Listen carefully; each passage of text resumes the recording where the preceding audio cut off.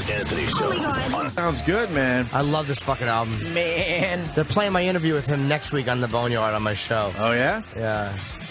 The one-on-one interview you did with Ozzy? Yeah, it's an hour. Me and When him. are you on Boneyard? Because I was listening to Boneyard, and then I heard, like, we've got a new voice. And then I heard it was you. Is it a regular show? It's once a week. It's Tuesdays, 11 a.m. They replay it Fridays, I think at 9 p.m. and Sunday mornings. Is it 9 a.m. interviews or... No, it's mostly music. This Ozzy thing I did was just special for... just a obviously. Special. But yeah, But no, you're it's not just me. talking the whole time. No, I talk and play music, but mostly Great. Isn't that great? Yes, because now that I'm, I think we talked about this a little bit. I love certain people, but once I got satellite and I got to listen to talking for an hour on Boneyard, I almost crashed my fucking car. Yeah, no, it's 98% music. When I was interviewing Dio, shut up, play the song. Shut the fuck up. He called me before. No one cares. Just play the fucking song. Yeah, the music channel's really just got to play the music. Oh my God! Unless you get Jim Norton, because he knows how to talk. But And you talk it's for a different. minute. But he's also a comedian. Yeah, Entertaining. that makes a difference. What's a little entertaining? You made a little different twist inside. It's like a minute of talking and then just songs. That's all it is. It's the way it's supposed to be. Yeah, fuck around a bit. 1940s radio. You don't like DJ banter on the music channels, Jim? God, does that piss me off? It's the worst. It pisses me off. This guy, I sat down with him in 1978, and what's amazing is every time he comes to town, he calls me because I really have accomplished nothing in my lifetime. But whenever REO Speedwagon comes, they call me. You don't care? a shit? You know that Yes is touring without John Anderson? I did learn that from fucking Carol Miller. The fact that you brought up Yes is, I'm already pissed off. And annoyed. I understand that. Does anyone listen to Yes anymore? No, but Yes is one of those bands. It was all John Anderson's voice. So how can you fucking tour as Yes without John Anderson? Yeah, he had that distinctive high and of course, voice. Carol Miller doesn't say that. No. You should be saying that. Yeah. Not, it's going to be a great concert. It's gonna be a great concert. No, it's not going to be a great concert because John Anderson has a problem with his bandmates, and he's not going to be with Yes. Can I ask something way more relevant? I'm not a huge Yes fan. Fucking but- Yes. Yes. You have a child. Yes! Congratulations. Jim Breuer in studio, thank you, sir. Do you check the kid every 5 hours to see if it's dead? He was talking about that. Well, Seriously. Jim knows. People talk about Jim knows. God damn. the most amazing thing about when you have a baby is all I remember is every 3-5 hours staring to make sure it's not dead. See, those were definitely your pot years. Because No. We check every 5 to 15 minutes. Yeah, well, yes. Especially the first week when you bring them home from the Yes. hospital. They don't. I've said this a couple times on the show. I'll say it again because you can relate. Obviously, they don't tell you about all the fucking noises a newborn makes, and most of those noises sound like he's dying. He snorts and makes animal noises, and then if you don't hear noises, you're like, okay, he's blue, great. He's blue, he's dying. Yeah. It's that crib death. Yeah. Crib death. Crib death waits for you. Leave your child in the bed with us. We got video monitors, even though he's sleeping right next to us right now. Do you have this bullshit? What? I'll go get him. Do you have the sound where you can listen to them everywhere in your freaking apartment? No, I don't have that yet. I just You're got a some man. video. I like that. I got video monitors. But, You got video monitors. but he doesn't leave our site because we're too paranoid still, 6.5 weeks in. You're constantly in the room with the baby, right? Yeah, because you don't want to leave him alone, It's man. like a wildebeest. Yes. It's like a wildebeest, and you're right in the middle of the migration, and you never know when the lions, Yeah, and a it's lion could gonna be come crib death. darting out. It could be some retard coming over. He's like, hey, man, sorry. I'm just getting over some mono. Let me see the baby. Dude, we were at a party this past weekend on Long Island. Everybody wanted to grab the fucking baby. I didn't mind family and a few friends. I'm like, Right. who the fuck are you, and why are you holding my baby? Drunk people. Yes. Let's get rocks. But Anthony doesn't fully understand. The baby sleeps in a crib right next to the bed. Yes. On my wife's side because she's got the boob. And then I have... What, her husband? And then I have... and then I got a video monitor that I look at on my side right there. Wait a minute. Yeah. You look at a video monitor of the baby on the other side of your bed? Yeah. Wow. Instead of crawling over, close. like, but instead of crawling, put your head up. That's and really right. Instead of just doing that, instead of crawling over the top of her, I look to the side. I got my video monitor. I see the chest going up and down. I'm like, okay, I think I could squeeze in another 15 minutes of sleep. nice. Oh, so you don't have to like lift your head up and kind of wake up too much. No. Good for you, Hammer. Take a little peek. No, but Have you brought it out in public yet? Brought it out in public. Well, that's a big deal. Is that at the big debutante? It's a big deal. ball there? yes, the whole Again, it's a fucking thing. wildebeest, and you're bringing it out. You don't know if the jackals are, Yeah, the jackals or the you're lions afraid are of tight. cars Yeah, yeah. and diseases. The and first time you bring them out is really creepy and scary. Yeah, it's weird. You're on high Can't alert. explain it. You see everything around you for the first time. It's a new set of eyes. Every fucking bump. You actually see viruses in the Watch air. that homeless guy. Every sharp edge. Everything. You don't stand when you're at the walk. When you're going to cross the street, you're not cocky. You're not on that curb anymore. Like, Nope. I have the right. You got that carriage way against the Way the store, fuck against back. the wall. You Yes. fuck- yeah, I know. How many? How old are your kids? 11, 8, and 5. Wow. Yeah, I'm a Holy vet. shit. I'm going to get a Brewer. tattoo. Yeah, but they don't tell you about the noises. And I told Anthony, during the day, it's easy when the kid's sleeping. Let me tell you easy. But when it gets nighttime, it turns into a horror show. You also, now I understand the whole concept of the way animals protect. Because I'll give you an instance. You wait till the first time you see. First of all, you got so many stages to go through. I can't wait to watch this. There's the people. I'm a newbie.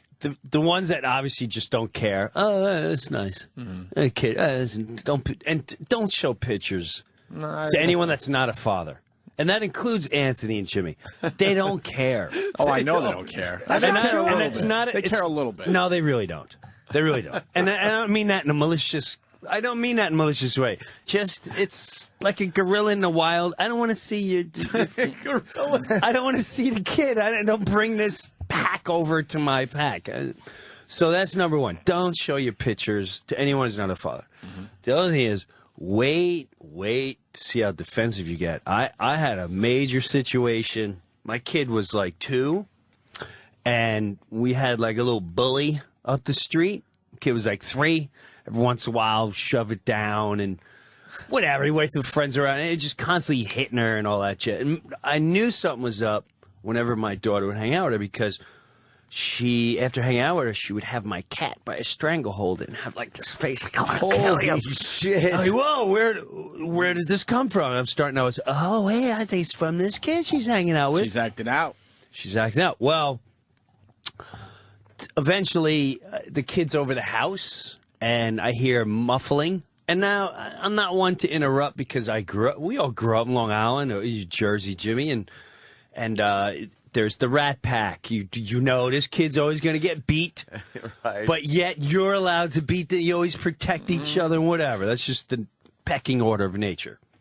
Well, I hear, and I look in the other room, and the other kid, who's clearly looks like she's 3 years old, has my kid Death grip. in a death grip and laying on top of her, and she's mushing the kid's face into the ground. And my kid's sprawling, trying to get everything she can with her hands and legs, trying to get out.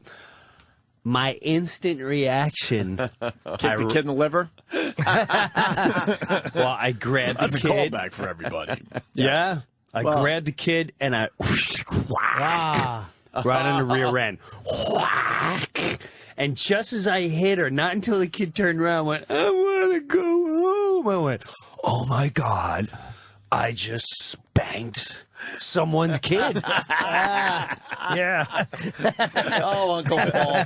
And that's a bad situation. It was just a reaction, though. Yes, I couldn't. The violence that I instantly want to put upon this other kid for hurting mine is definitely a life-changing experience because you'll see your kid shoved. You'll see your kid ignored. You'll see other kids like, fucking dope over there. You're like, and you got to let it. But when this happened, spank the kid.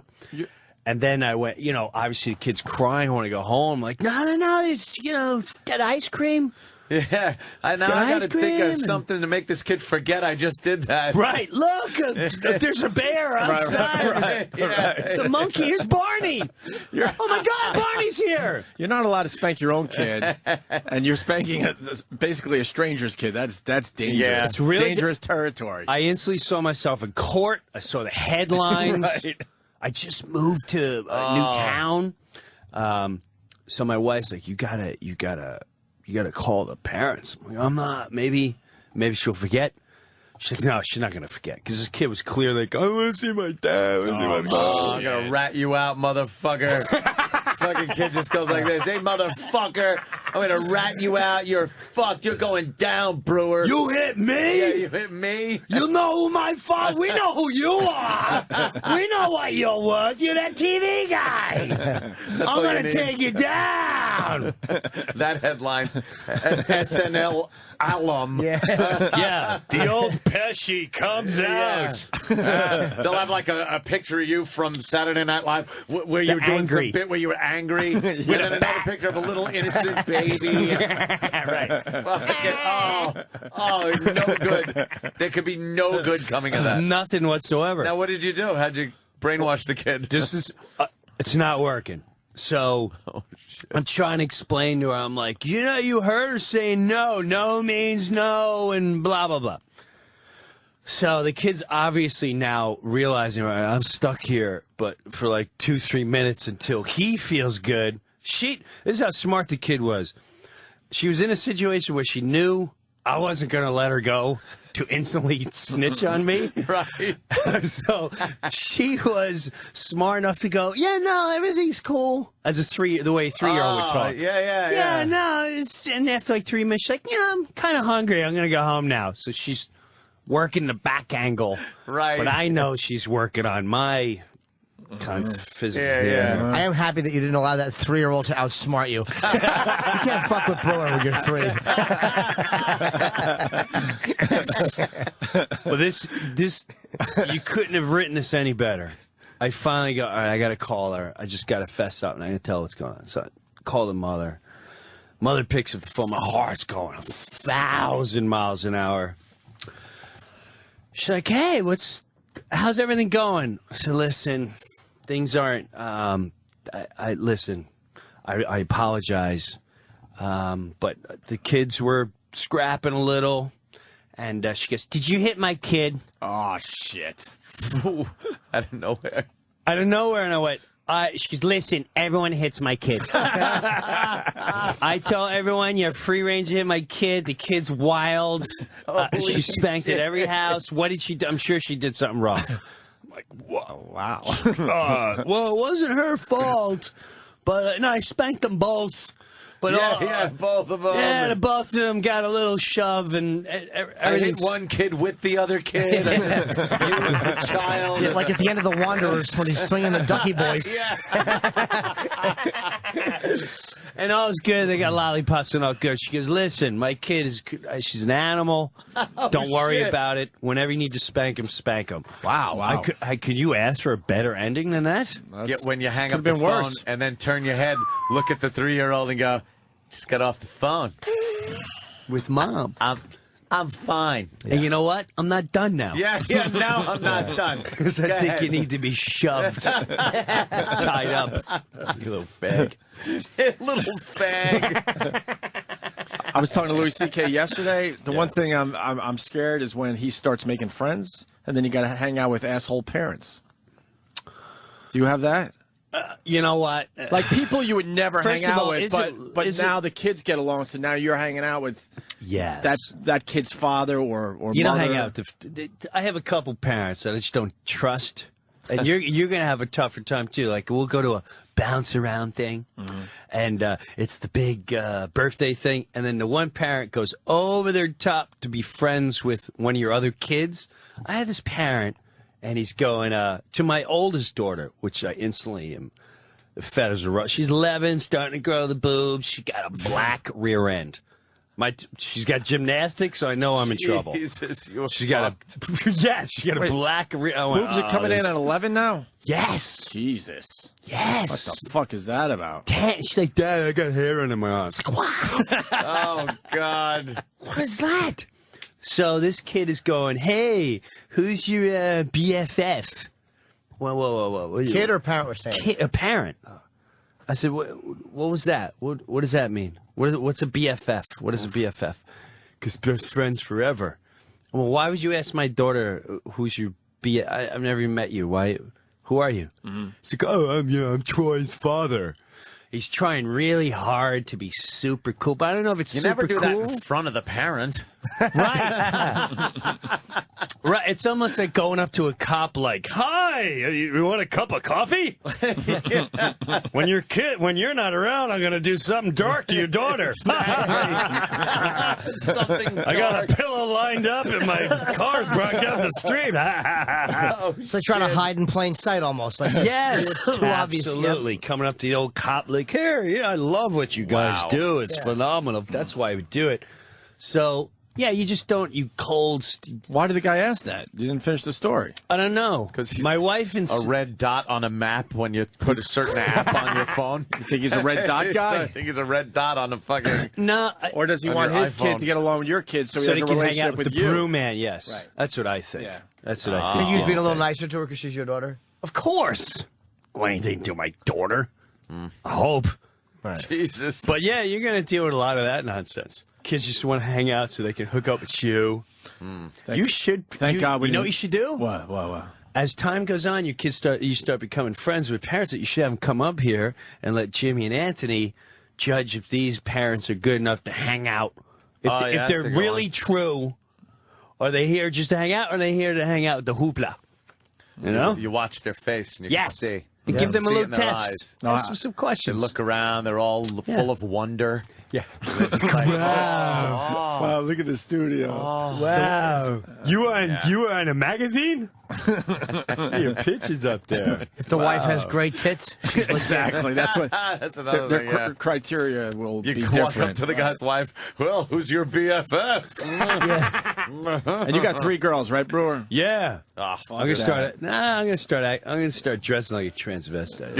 attaboy. I'm so glad I didn't have a girl first. So fucking glad. You're lucky. I don't know how you deal with the girls. Boys are easier too, That's what everyone says. because the wife fights with the daughter. It's a good time at Oh, home. really? Yeah, it's great.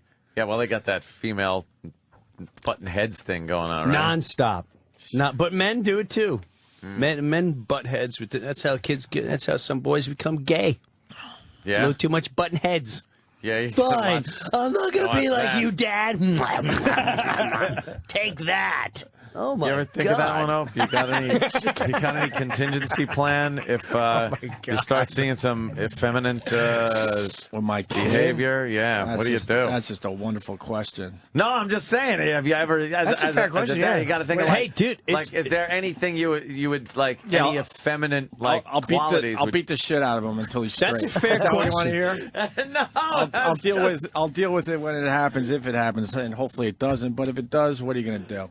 It's a fair question. My little one, although she's 5, she refuses anything female-y. Really? Oh, yeah. So you're starting to think maybe. I'm not, and she's 8, and she starts really wanting to play softball. Right. Girls can be tomboys though, and Exactly. grow up to be just fucking Right. regular cool girls. Exactly. But boys, the second they show feminine qualities, they're you know gay. what's going on. You're right. They're You know gay. It's like, oh, look, Right. if a girl wants to, put on baseball cap and They're go out fine. and knock around baseball or Right. something, it's fine. If the boy wants to wear his mommy shoes Right. and put Yes. a bra on his head or something, He'll be strangling prostitutes in 25 years. Get him in a karate class. At least get that done. Make Yeah. sure the kid could fight, oh shit. because he's going to have a lot of fights on his hands. Do you know I got hit when I was a kid by some parents? I forgot about this. Really? I got slapped in the face, I think it was. It was something. Grandpa Brewer. Yeah. It's not just something that happens in this family. My mother fucking grabbed me and walked me over. I have very vague memories of it, but I remember her screaming at that woman to come out of her apartment. Wow. My mother Wow. made a fucking scene. How old are you? 17. was and the woman was 18, and she had hit my penis with her mouth, and Mommy got jealous. No, I don't remember exactly what it was. It was. I probably just was picture 6. your mother like, there's a whore living in your apartment. Open the door, Janice Rossi's a whore. I think I was about 6 or 7. I was really young. I was 6 maybe. What did you do? Don't remember being wild. I was a wild kid. It was. I have vague memories of my Back mother then, everyone screaming. got hit, so it's more normal than today. Yeah, don't you hit my son? You can't hit anything now. Can't hit anything, especially in public. No. You got to take your kid around the corner and shake him. A little kidney him punch. Punk. I call my oldest one punk once in a while. Yeah. Yeah, fucking punk. Don't be a punk. Sorry. Sorry or shut up. Yeah, sorry. No, you're not allowed to say shut up. That pisses you. Yeah, No, shut no up. shut Can't up. say shut up to your own kid? No. kid can't They say shut can't up say to you. shut Oh, up. to you. Right. To anyone. Really? Yeah, not to each other. It's dude, it's aggravating when you got kids and one kid's going, "Shut up, you stupid!" You want to strangle them. So none of that goes on in the house. I'm like, I don't want to hear. If I hear None it, of that? you're all done. Yeah, my parents tried pulling some shit like that once with, I hate, because I'd be like, Same with I that. hate this kid Yes. in school. It's like, no, you could dislike someone, but not hate them. And then I think I just turned around one day and said, No, I hate when you tell me I dislike something. Here's what your parents said. You could dislike that kid and hate blacks. Sorry to jump on you. But that is exactly what happened. I know. Let me show you the difference between disliking and hating. That some bitch across the street, I don't like him. Yeah. See that thing walking down the street? The pants down to their rear end? Hate him. Speaking of that, I'm very open-minded. But have you've been to Wildwood? I have been actually, yes, last year. Many Lately? years ago. I was last August, yeah. Wildwood, meaning New Jersey. Jersey Shore? Yeah. The only way to blend in there is to tattoo "I hate Whitey" all over you. Yeah. And Oh, dude, let me tell you something. I went to my daughter. North Wildwood with the boardwalk? Yeah, my daughter has a gymnastics convention, right? So we're trying to get hotels that are all sold out. And everyone tells you, well, the hotels there aren't so nice anyway. All right, no problem. Go down there. I find a condo, which is a half a block from the boardwalk, 3 blocks from the convention center. I'm thinking this is going to be Perfect. nice. We show up. There's a lot of different groups walking. We got to about midnight on a Friday night. Very diverse crowd. Thank you, Anthony. wait, what weekend was it, by the way? Memorial Day. Oh, not in Wildwood. And that's what everyone says. No. But why is Gang that? weekend in Wildwood. Oh, shit. yeah, that's And where what- the gangs go there. Are you kidding me? No, that's called- been talked about for years. It's known as Gang Weekend? Gang Weekend. You went to Gang Weekend? I believe, dude. With check your that out. young family. Oh my God! Now I realize how much danger I was and how stupid I was all weekend. Oh my! All right, so Is it check really this known as out. Gang Weekend? I believe it is, yeah. I think Because well, I've been down there. That's why I was surprised by what you're saying. There's, It ends there's with some cops. diversity, but It ends with cops and them explaining this to me. However, that's interesting you say that because I thought the cop was just doing a cop out. Friday night, we get there, diversity crowd, blah, blah, blah. Beautiful condo. We get in a condo. I'm always sweating out because anywhere I got to go, the wife has to walk in, look around, and go, oh, yes, we're staying, or no, we're not. Find a new place now. She has to approve. She's done that of- before? Oh, of course. Yes, absolutely. There's nothing more fun than being delayed on a plane, taking forever. The kids are having a breakdown. You walk into a beautiful suite and you go, I smell smoke. Someone in here has smoked before, or there's stains, or like, we're leaving. It's a 5-star suite. Are you kidding me? Where we go? I want to be put up. All right. So, with that, thank God, instant relief. I get in the condo. We're okay. Now, I don't have a problem with diversity. None whatsoever. The next day, I notice the group directly across the street from me, there's about 30 of them. And they're having a great time. They're singing not gospel. They're singing, they're just singing. R&B or something? Yeah, thank you, Anthony. Yeah, okay. A lot of R&B, a lot of this, a lot of Latino music. It's all good. However, around 4 o'clock, I hear screaming, yelling. Look out in the street. There's about 30 of them in the street right outside my condo. Yo, fuck, I'll kill you, motherfucker. I'll kill you. Yo, we want a piece of this. You man up, man up. I'm like, Man up. okay. Uh-oh. All right. It's, cops come, cockroaches. Back in the buildings. Don't get too much. We survived the first night, very loud. I can't stand white people. 8 of them, let's round them up and kill them. Hey, white people, especially ones that just got here. All is good. All is good. I go on the boardwalk. I notice, all right, I'm a little too upper middle classed out. So let me scale down a little back to my roots. I'll put on my AC/DC shirt, little shorts. I got no problem with this. No problem with the diversity. I got no tattoos. I have no tattoos. I stick out big time. Yeah. Big time. No tattoos. You stick out. All right. I'm walking around. Sunday night. We're leaving Monday. Sunday night, about 7 o'clock. Class breaking. If I kill you, mother. Look out. Full-blown brawl. Oh, shit. In the middle of the street. There's 3 piles of people getting kicked, punched. I'm trying to get the kids like, what's going on? Nothing. Don't look at this. Look, who wants to play Candyland? Let's have some Coke and Pepsi and killing each other. Call the cops. There's a brawl outside. I see knives. Cops come. They... As soon as they hear the sirens, of course, the cockroaches go back in their Which is why they put on the sirens before they get there. Absolutely. Yeah, so they don't have to deal with that shit. Absolutely. Now it's about 10 o'clock. The kids go to bed. Car pulls up outside. Now to think about it, I'm really stupid for doing this, but my wife, hilarious. She's like, ooh, someone's having a barbecue. I went, hun, that's not barbecue, that's pot. And the pot is just streaming in our condo. And I look out, and they're all outside, with the big cigar. I hate white people. Car pulls up, blasting.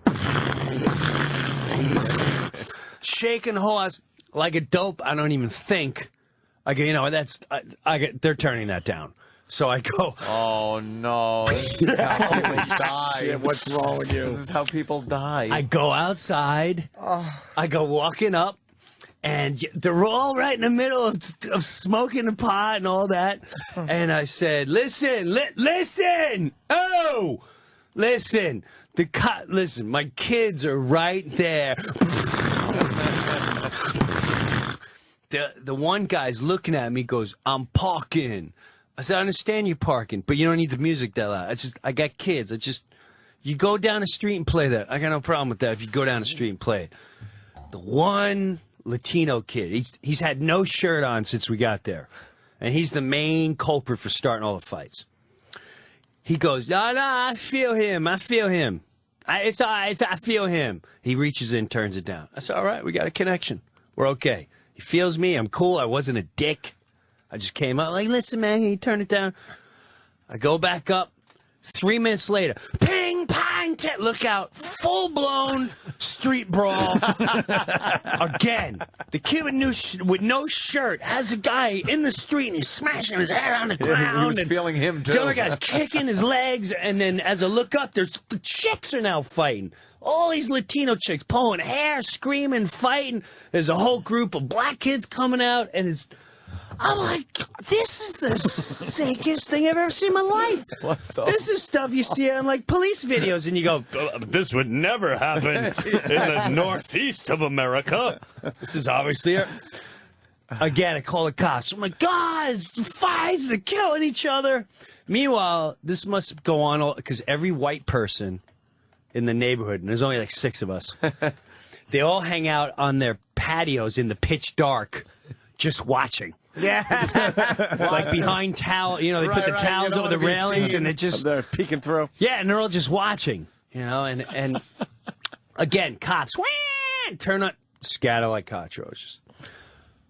Midnight, same thing. Fight, killing each other, blah blah blah. Shit. They're All night beating each long. other against my condo, and I hear like, and I call the cops. I said, "Don't turn on the sirens.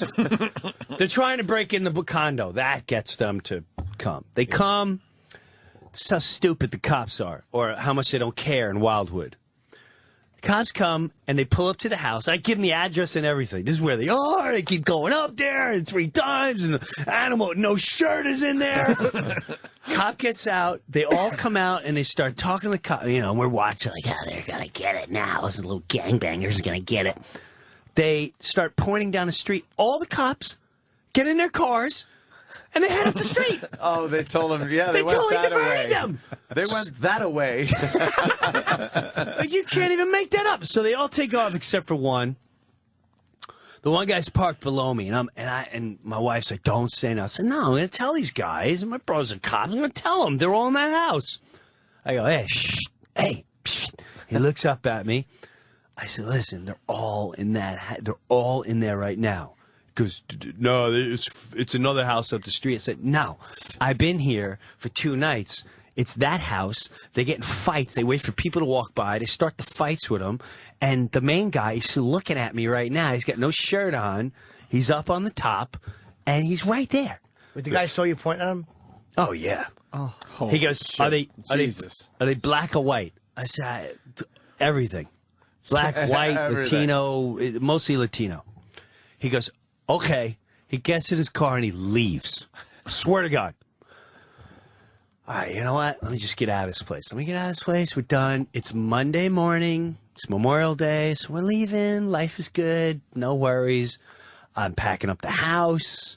They're all outside. We're hanging out. No big deal. I have my car in the front. I packed it. I have my in-laws who, to give you a little bit of my in-laws, I mean, they are as white as you can be. And as they've never seen any type of crime whatsoever except for on cops. Matter of fact, there's a joke in our house called, "Where's the gun, Jin?" Because they live almost near Pennsylvania. And one night, someone was banging on their door at 3 in the morning. Dun, dun, dun, dun, dun, dun, dun. And my father-in-law is going, "Hey, you know, who is it?" And they couldn't understand. It's like, we're calling the cops. Dun, dun, dun, dun, open the door. Blah, blah. And he said, "Get the gun, Jin," knowing he has no gun, but as a last resort. And my mother-in-law goes, "What gun, Herb? We don't have guns."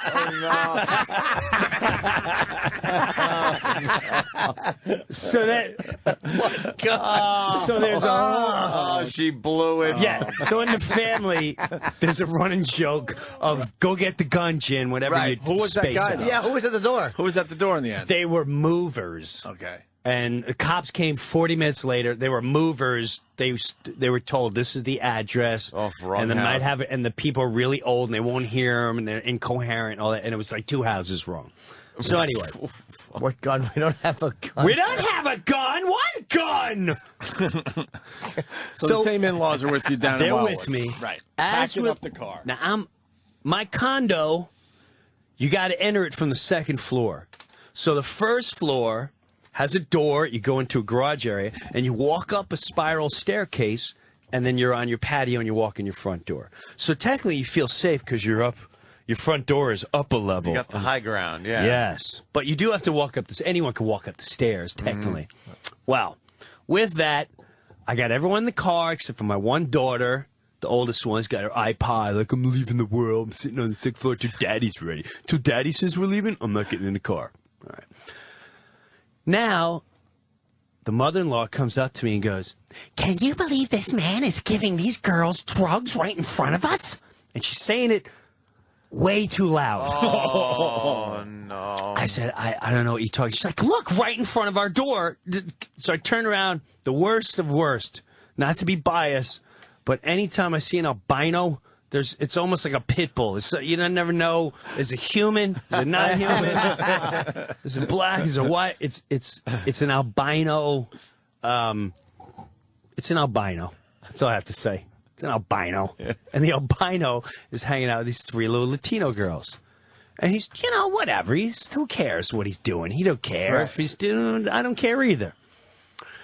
So with that, she goes, he's dealing drugs. I said, Ginny, just get in the car. We're leaving in 3 seconds. All I got to do is take this key, go up to the condo, put it in the box, shut the door. We're in the car. We're done with Wildwood. They're blocking the pathway to the door. Oh, shit. So I just said, excuse me, albino is fine. He gives me the, no problem thing. As I'm walking up the staircase, I run into a Latino chick. And it just startled me because I don't know where she came from. I wasn't looking. And she's like in front of my condo on the 2nd floor. And I went, I'm sorry. Can I help you? And she goes, I'm sitting. I'm sitting. And I was confused. I didn't, because there's one level up higher than me, and I know they weren't there. So I thought maybe she came to. I just was startled. Sure. She came out of nowhere. And she goes, what? You can't sit? I'm just asking a question, hon. That's all. I'm just asking a question. I didn't see where you came from. Just like that. And as she's walking away, I'm staring at her like, where'd this chick come from? Albino says, get in your house before I kill you, motherfucker. Yo, I'm not talking to you. Shit. I'm just asking a question. Get in your house before I slap you like a bitch. My blood fuel. You've had it at this point. But you're seconds away from leaving. Seconds. You finally snapped. You were that close. Seconds. And these are moments that can define the rest of your life. Yes. Is your whole family in the car? They're in the car. Even your daughter. My daughter's waiting for me. She's oblivious because she has headphones on. So she has no clue what's going on. So I look to my daughter to see if she's listening and watching this. She's oblivious. So I look back to him and he goes, what are you looking at? And I stared, and I'm staring at him. And then I just went, okay. I'm going to go in the house. I'm going to drop the key. I'm going to call the cops on him. Call the cops. And when the cops come, I'm going to be a dick. And I'm going to say he was dealing drugs in front of here and to frisk him. And he just threatened my life. So this is the way we're going to handle this. How many times at this point have you called Four. the cops? This is the fourth time. Yeah, okay. This is the fourth time in a weekend. In a weekend, within a period of 18 hours. So I call the cops, and because he's waiting, now everyone in the car is texting me, and they're beep. They have no clue what's going on. So I'm trying to text going, just chill out. No one knows what's going on. But I don't want to walk by him, because if he threatens me now with my kid, now I got to do something. Yeah. And I also know it's not going to become a battle between me and albino. It's going to be me and the Bloods and the Crips. Right. Yeah. We are wildebeest. Yeah, you're done. We're wildebeest. The lions and the hyenas are. They're not even going to think what's going on. It's just going to be a beatdown. I don't need my kids to watch that. Right. These are the moments where I go, I'm glad I don't have a gun. And it's really good not to have a gun law for people like me. Because I would have went, I dare him. And I'm going to take him down in cold blood right in front. I'm just going to, I have dreams of just me walking by him with my daughter and be like, what'd you say? I said, I don't know. I said, pow! And while he's on the ground, the girls are going in horror. Just one, pow, pow, pow, pow, pow, pow. And just watching it ooze out as I watch and just that might be fury. A problem. And then they all start running, and I just start pointing. I go, "Who's next? Who's next? You want to see what's in the back pocket?" They're like, everyone, get the car. The scenarios go through your head, and then you think of the guy on the subway with the glasses. Back in the 70s. I am Bernard Katz of the Millennium, and I will get away. And so. Cops come, and I tell them my life's been threatened. This guy threatened my life. My daughter's here. You better get here quick. And he's I swear to God, this is the moment in life where I never hated an officer or the officers of law in my entire life to this moment. Because half my family are officers. But this guy's a first-class douchebag. And for reasons of, I would never disrespect, I won't say his name, but he works in the Wildwood Police Department. Fuck him. He pulls up. I finally come out. I come out of the apartment. And he goes, what's going on? I said, excuse me, sir. This guy's dealing drugs in front of here, which I don't have a problem with.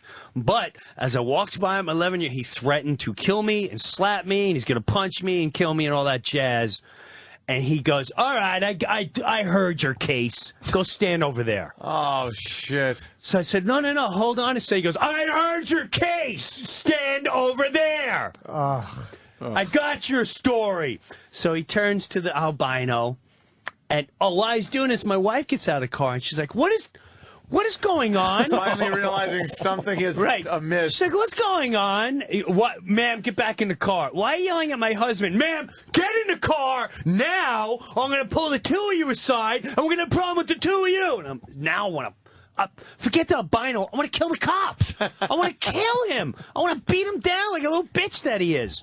So he turns into a little albino. And of course, the albino, I do nothing. He go upstairs, he disrespect girl, and oof. So the cop goes, well, it's private property, and you can't be hanging out on the staircase, and all right, sir, come over here. I come over there like a rotten child. I feel like a rotten little snitchy child. I come over. And he goes, here's your situation. You can, which I suggest you take an apology from this man, or you can come downtown and fill out papers for a couple hours. I went, all right, I'll take his apology. Sure, I'll take his apology, only if he looks me in the eye, though. So the guy's like, well, I said, so you're not going to do it? You're not even going to pat him down or nothing? Like he's like, sir, I just told you what your situation is. Are you going to take the apology, or are you going to go downtown and fill out the papers? Oh. So now I'm like, this guy's going to leave me to get murdered. This fucking cop's going to leave me to get murdered. I said, I'll take the apology, but he's got to look me in the eye. 5 tries later, the guy finally looks me in the eye, says he's sorry. I turn to the cop. I said, listen, you don't leave until my whole family's out of here. I'm locked. Yeah. And then I pulled him. I said, my brother's a cop. Oh, your brother's a cop? Oh, yeah, that's the first thing I said to you when you got out of the car. And I also told you he was you didn't tell me he was dealing drugs. I said, the first thing I said to you is this guy's dealing drugs, and he threatened my life. He said, you did not say that. And the only reason I say that because the sergeant now is there. If you told me that, I would have patted him down. So now the story goes, I go, well, I'll call my brother and I'll try to figure. He goes, listen, where's your brother? I said, 100 in New York. Oh, your brother's, he's New York City. It's New York City. I said, yeah, nothing that changes anything. He starts having a meltdown, and he goes, listen, don't let this weekend bother you. It's the worst goddamn weekend of Wildwood. He's just losing it. I swear my kids' lives. He goes, these people are animals. They're animals. And what they have done to the city of Wildwood is a disgrace. There was 300 rapes last night, two murders. These people are animals, and the mayor doesn't care. He goes, we're shorthanded. Shorthanded. So it all came out. Like he's just. They're just going through the motions. Living through the weekend. He's just trying to survive himself. Hey, he turns around and he goes, listen, please come back 4th of July. It's all friendly white families. I said, yeah, I'm making my appointment now. Can't wait to come back to Wildwood, New Jersey. But did they wait while you left? They waited till I left. Oh, that's good. So, fuck that. So at the end, yes, Wildwood. Now, here's the funny because my wife's, I'll say she's half born again now. She was full born again. Now she's half born again. And she's the whole weekend.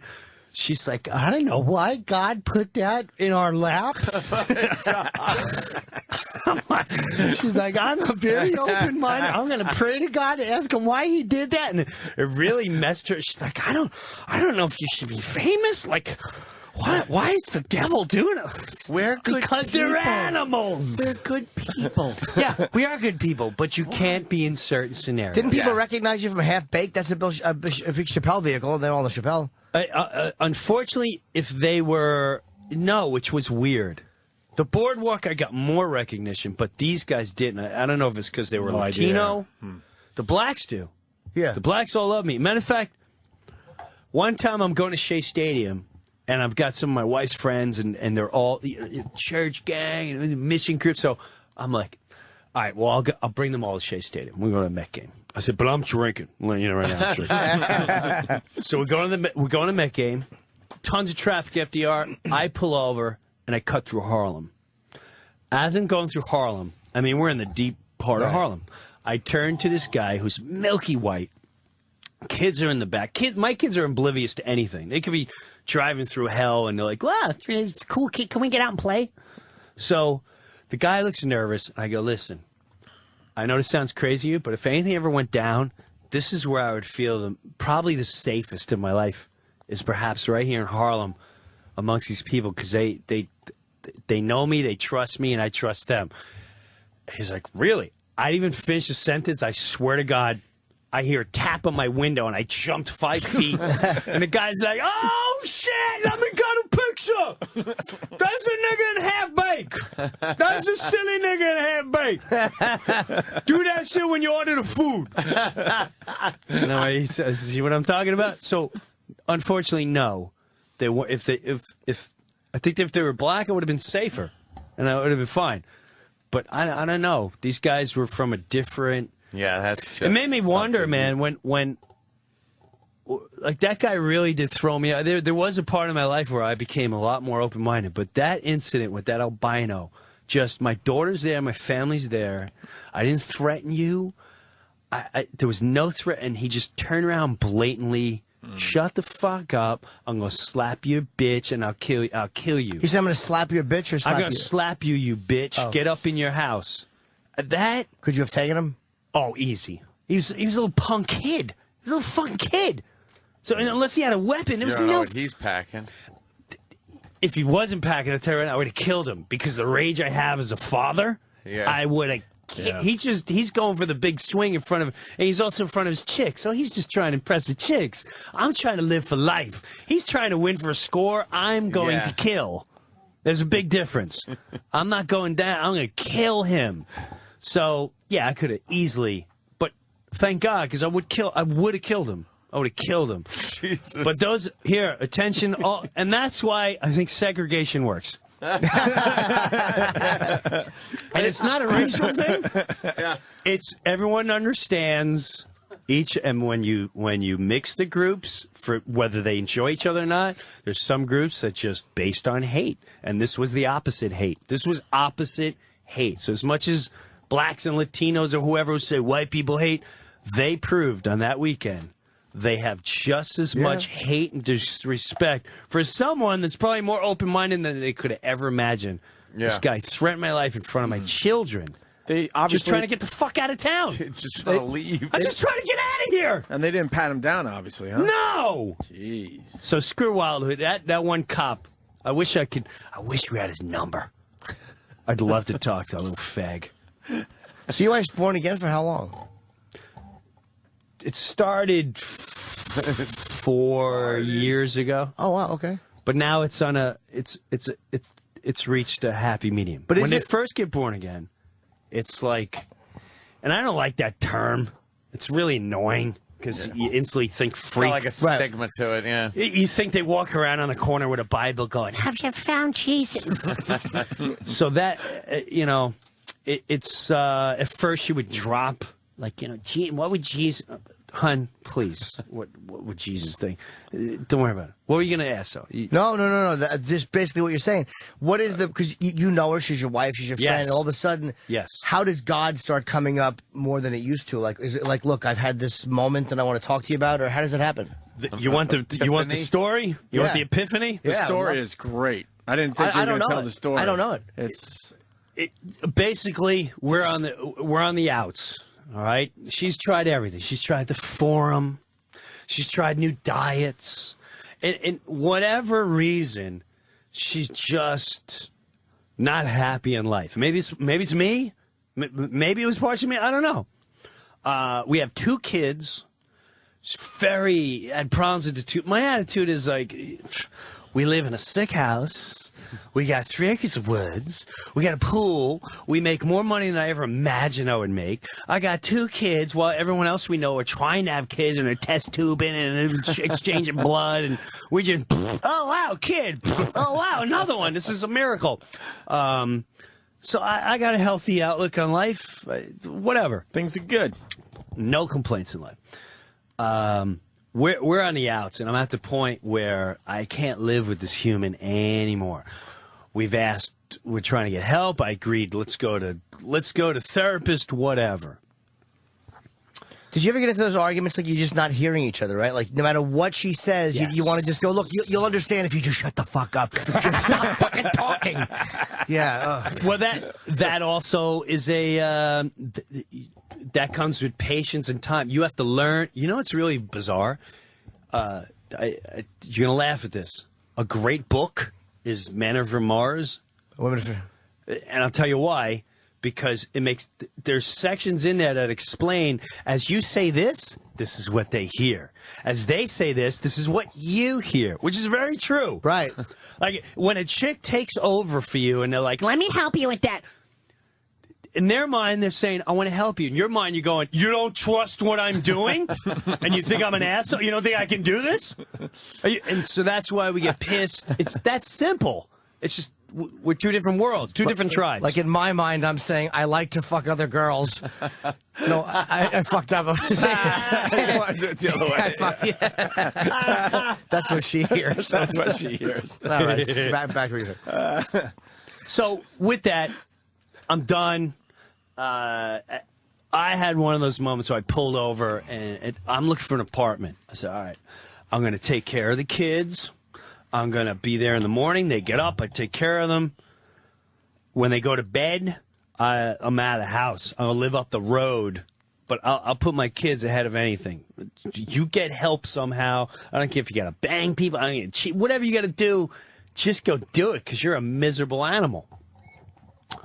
Wow, some of my darkness coming. That's how I felt at the time. Right. Felt, right. I pull over. And now I've had divorce in my family, and it's underrated. No, you're fine. You got no kids. Believe me, no. But it's so much darker and uglier than everyone thinks. People say, I had divorced. No, most of the time it's ugly, it's dark, and if you have kids, it fucks them up for generations. Yeah. It's not just like, oh, the kids get to see dad. No, it fucks them up for a lot. They don't know, is it because of me? Why isn't my dad? I hate my dad's new girlfriend. He's taking the girlfriend over me, and it's a lot of fucked up things. It fucks up their relationships in the future. I've seen it with all my nieces and nephews. So I'm strongly for bust your balls to fight to keep this shit together, work shit out. It's not a fucking party. It's tribal shit. We're gonna fight together for the rest of our lives. Let's fucking do this. So I pull over on the side of the road. I'm like, I start crying. I'm praying to God. I'm like, God, if you're gonna save this shit, you better step in now because I'm about to walk away. I've done everything you wanted. I never cheated. I never did anything bad. I'm a good fucking guy. I do everything I can as a dad. What the fuck do you want from me? Everything you want, I get. What the fuck do you want from me? So, I have an apartment lined up a quarter mile away. I go to put my deposit down, and the guy goes, "Oh, Breuer, I'm really sorry, man. These Mexicans came and they had the cat." I said, "Well, I saw you last night." I know, but you said you're going to be here by 11. I said, it's 2 o'clock. Well, I know, man. They got here in the morning and you weren't sure what time. I need to get rid of this apartment. He gives the apartment away. I want to kill him. Now I'm looking for new apartments. About a week later, I get home. My wife is in the living room. She's all fucking weird looking. Eyes are all swollen.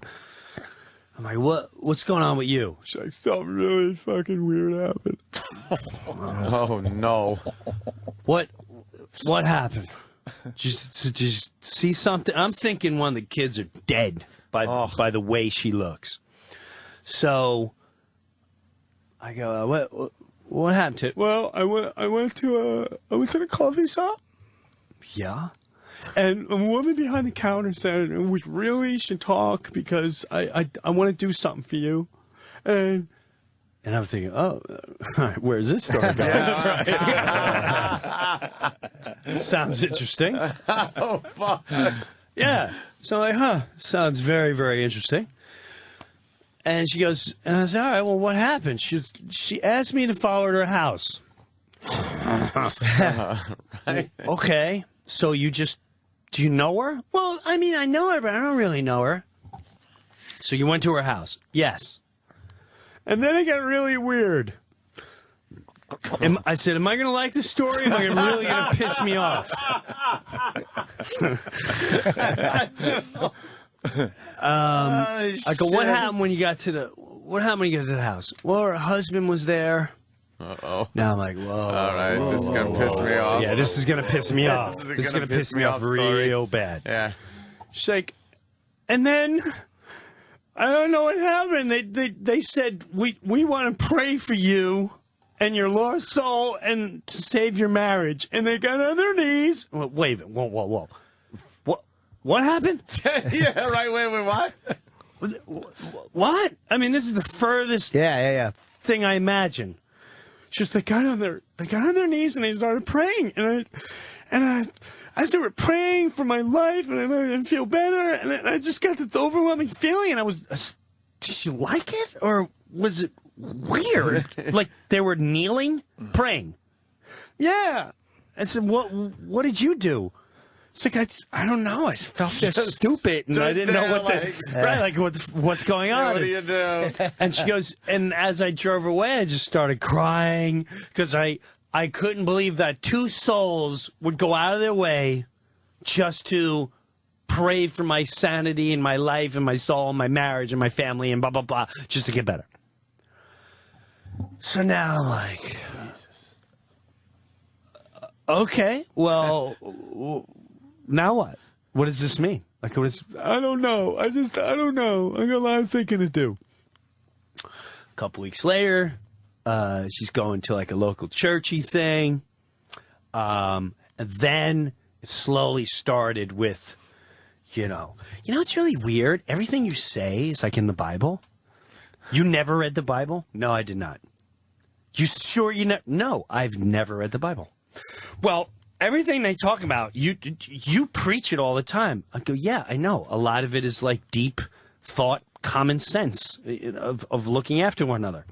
Well, so it turns more, you should come. So I'm like, they play softball there.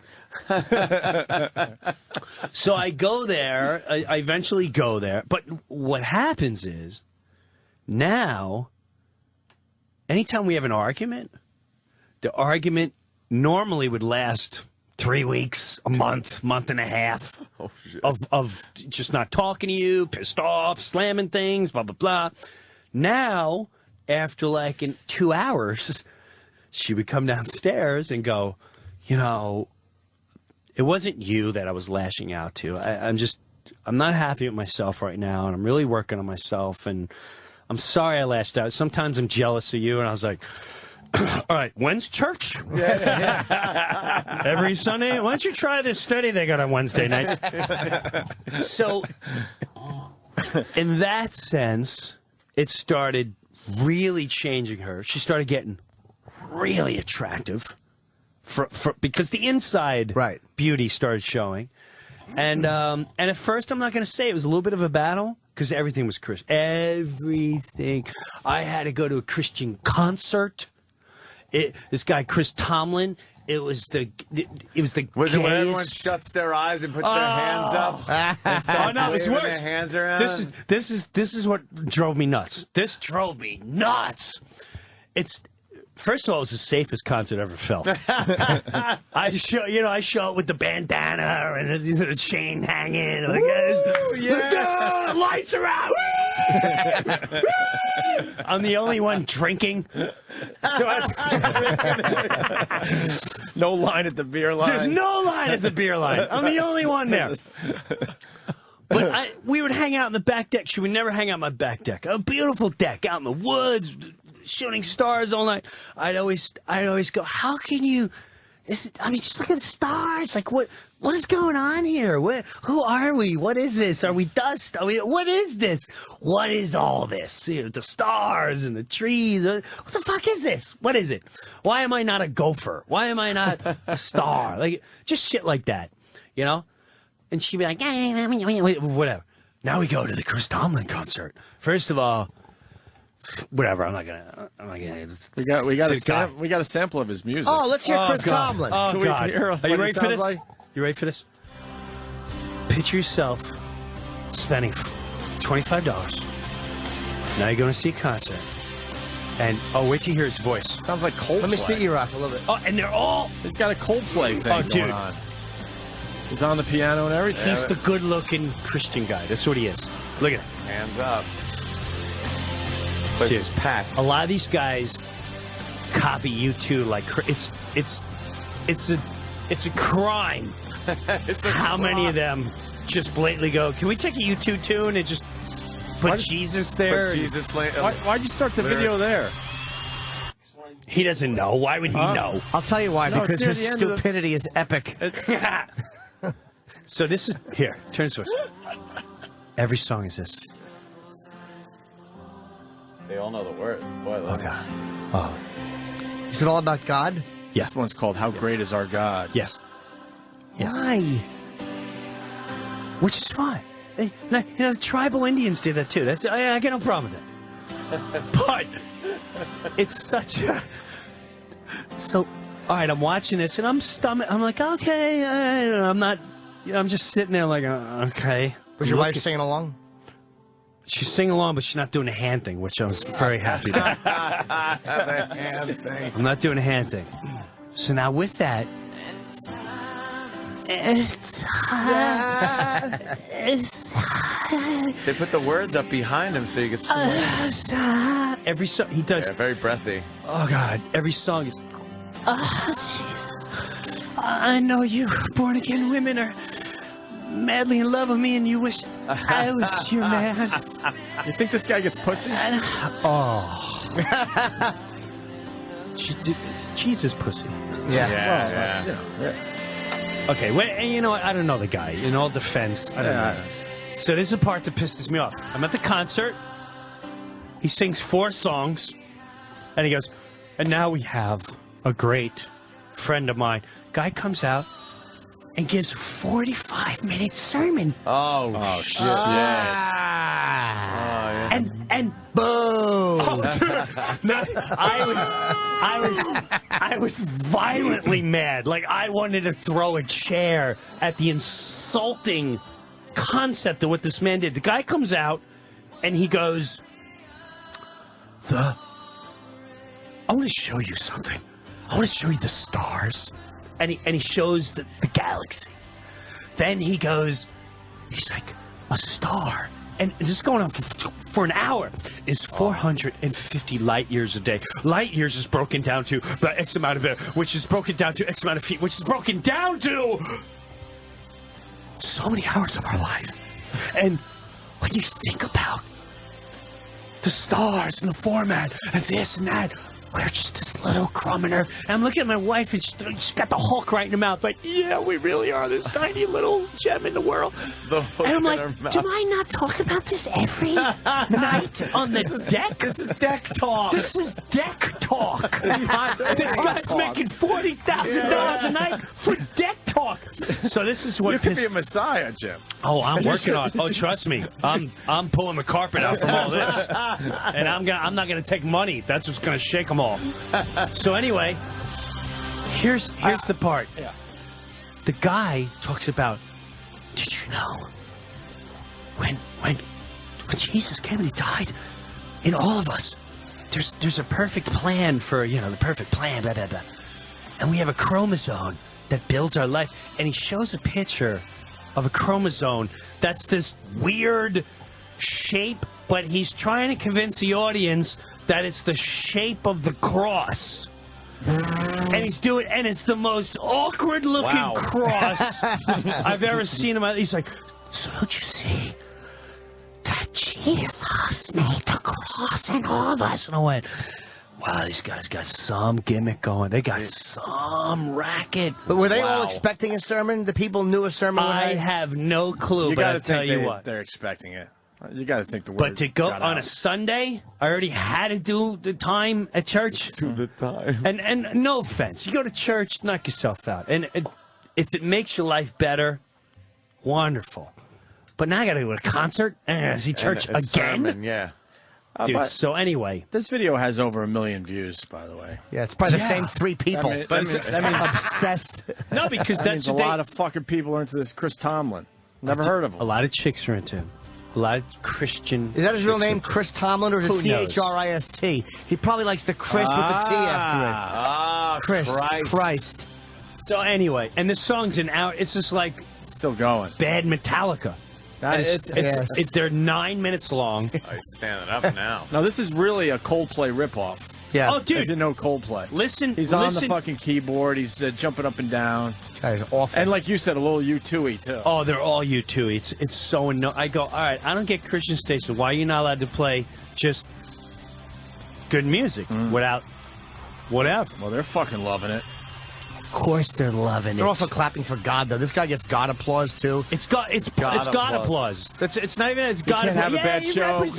You represent you're God. right. You great can't have if a you bad just show because you went- got God also. You represent God. In the which house. really, I'd love to see him go to the front at of the the end stage of the day, and that go, pisses me off. yeah, motherfuckers! Like, just like, yeah. Yeah. Gonna rock the shit out of this fucking place.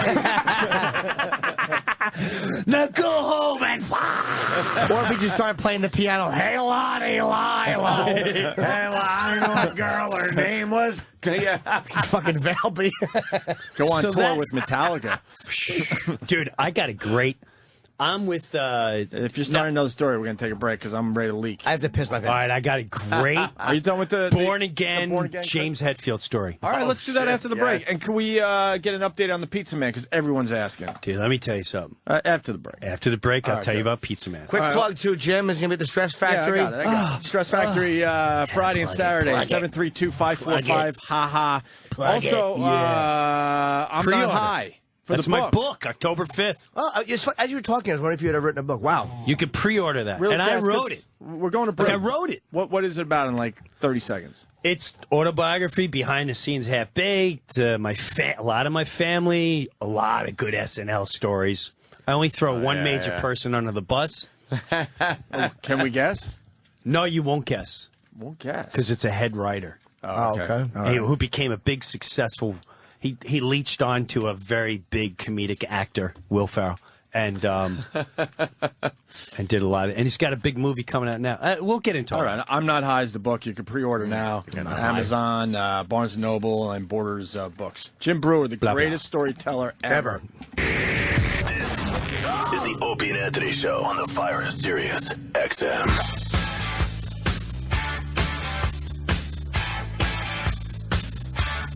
Did you know AC/DC's done? What? I think. I heard rumors What happened? from the horse's mouth. Really? You know the boys well. Swear, I heard some things. What are you hearing? What I heard was, Jimmy, me son, after July I'm done. I can't do it no more. I'm too Really? old. I'm too old. However, I am working on something kind of cool with like Slash. And so, you know, when I'm super group, things go out for a year. I went, oh, that sounds interesting. But Who's that? as a whole, AC/DC, rumor is, unless you've seen them, they're done. You're never going to see them again. Really? Yes. No one else is talking about this. Wow. You got the Because no inside one else scoop. can hang. Damn, That's it. I'm just telling you. I'm telling you. This is it. Think about it. They're in their 60s. How Yeah, old can you that's- sing? Back in black. I hit the side. I mean, 63. Blasting that. It just fucking. Does he still Yeah. smoke, Brian Johnson? That's a good question. I saw him recently, and he didn't. We hung out for 2 or 3 hours and drinking wine, and there wasn't one cigarette. Oh, okay. Oh, that means he's not. That means he's not Man. smoking. So I would assume no, yeah, because Yeah. if For a you're a smoker, smoker, You got some wine going especially on? wine. I Fuck mean, that. we were whining it, which is really funny because we were sitting down I had my nieces, who's kind of prim and proper. She's very prim and proper. She's getting married to a very, collegiate-looking Connecticut man. And and it's after a show in Sarasota, and he texts like, "Hey, I heard you're in town." I said, "Yes. What are you doing?" "Well, I got some family in town, and we're going to this restaurant." Sure enough, before they come, I told them, I was like, "Listen, this guy's fun. I don't know where the night's going to go." I'm warning you now. I'm telling you right now. Fair warning. Yeah. And I'm just saying, we could end up on a boat before the night's over. Who knows where we're going? You don't know. No judging. Let's just drop our guard and have fun. And I don't think those two ever laughed so hard. They're like, That was the hardest I ever laughed in my whole life. he'll go into this brilliant conversation, deep conversation. His father was in World War II. So that's kind of where we talk a lot, like World War II. And he'll go, "You know, Jim, it was a scary time in life. You know, if you think about the size of Germany, and they fucking went right into Britain, they went right in across Europe. I mean, they have the greatest fucking army in the world. Hands down, they make the best weapons, the best anything. They are very underestimated, but the most brilliant thing about Germany is they don't have a fucking word for a nipple." What kind of fucking country can create a flying sauce and not have a word for a nipple? Pour on some more fucking wine. He is really just like a fun pirate. He really is like, get us some bread and some wine, and we'll tell great stories on the road. Hey, you know a guy named Sam? I know a bunch of guys named Sam. He says he hangs, he's one of your neighbors? He's a neighbor? Yeah. Because he wants to talk about Pizza Man. I'll let him talk about Pizza Man. Let me hear about Pizza Man. But he's... And you have a Pizza Man update? Yeah, sort of. Sam, what do you got, buddy? Hey, Breuer, it's your neighbor. We were the guys with the party trailer for your birthday party. Oh, all right. Yeah. Party trailer. I had a block party. Yeah. And and I didn't do it 100% right, but I had an idea for the block party. And the block party was, I wanted to take it over. I said, I want to have a full-blown movie theater for the kids, which I had, where a truck is going to come for $300. During the day, the kids play Game Boy and rock, on the big screen? Yes. And they set up those blow-up screens. Yeah. And so while that was going on, I had a band at the end of the block for the adults and karaoke.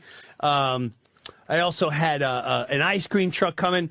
So some of the other neighbors, they meant well, but they're like, "No, we can save so much money." And once it came down to money, that's when it's like, if I'm going to pay $25, $30, why don't we pay whatever. I knew I was taking a hit anyway. I was willing to drop a couple grand just to put the neighborhood together. Yeah. So with that, someone said, No. My computer can link up and we can watch the movie on a thing.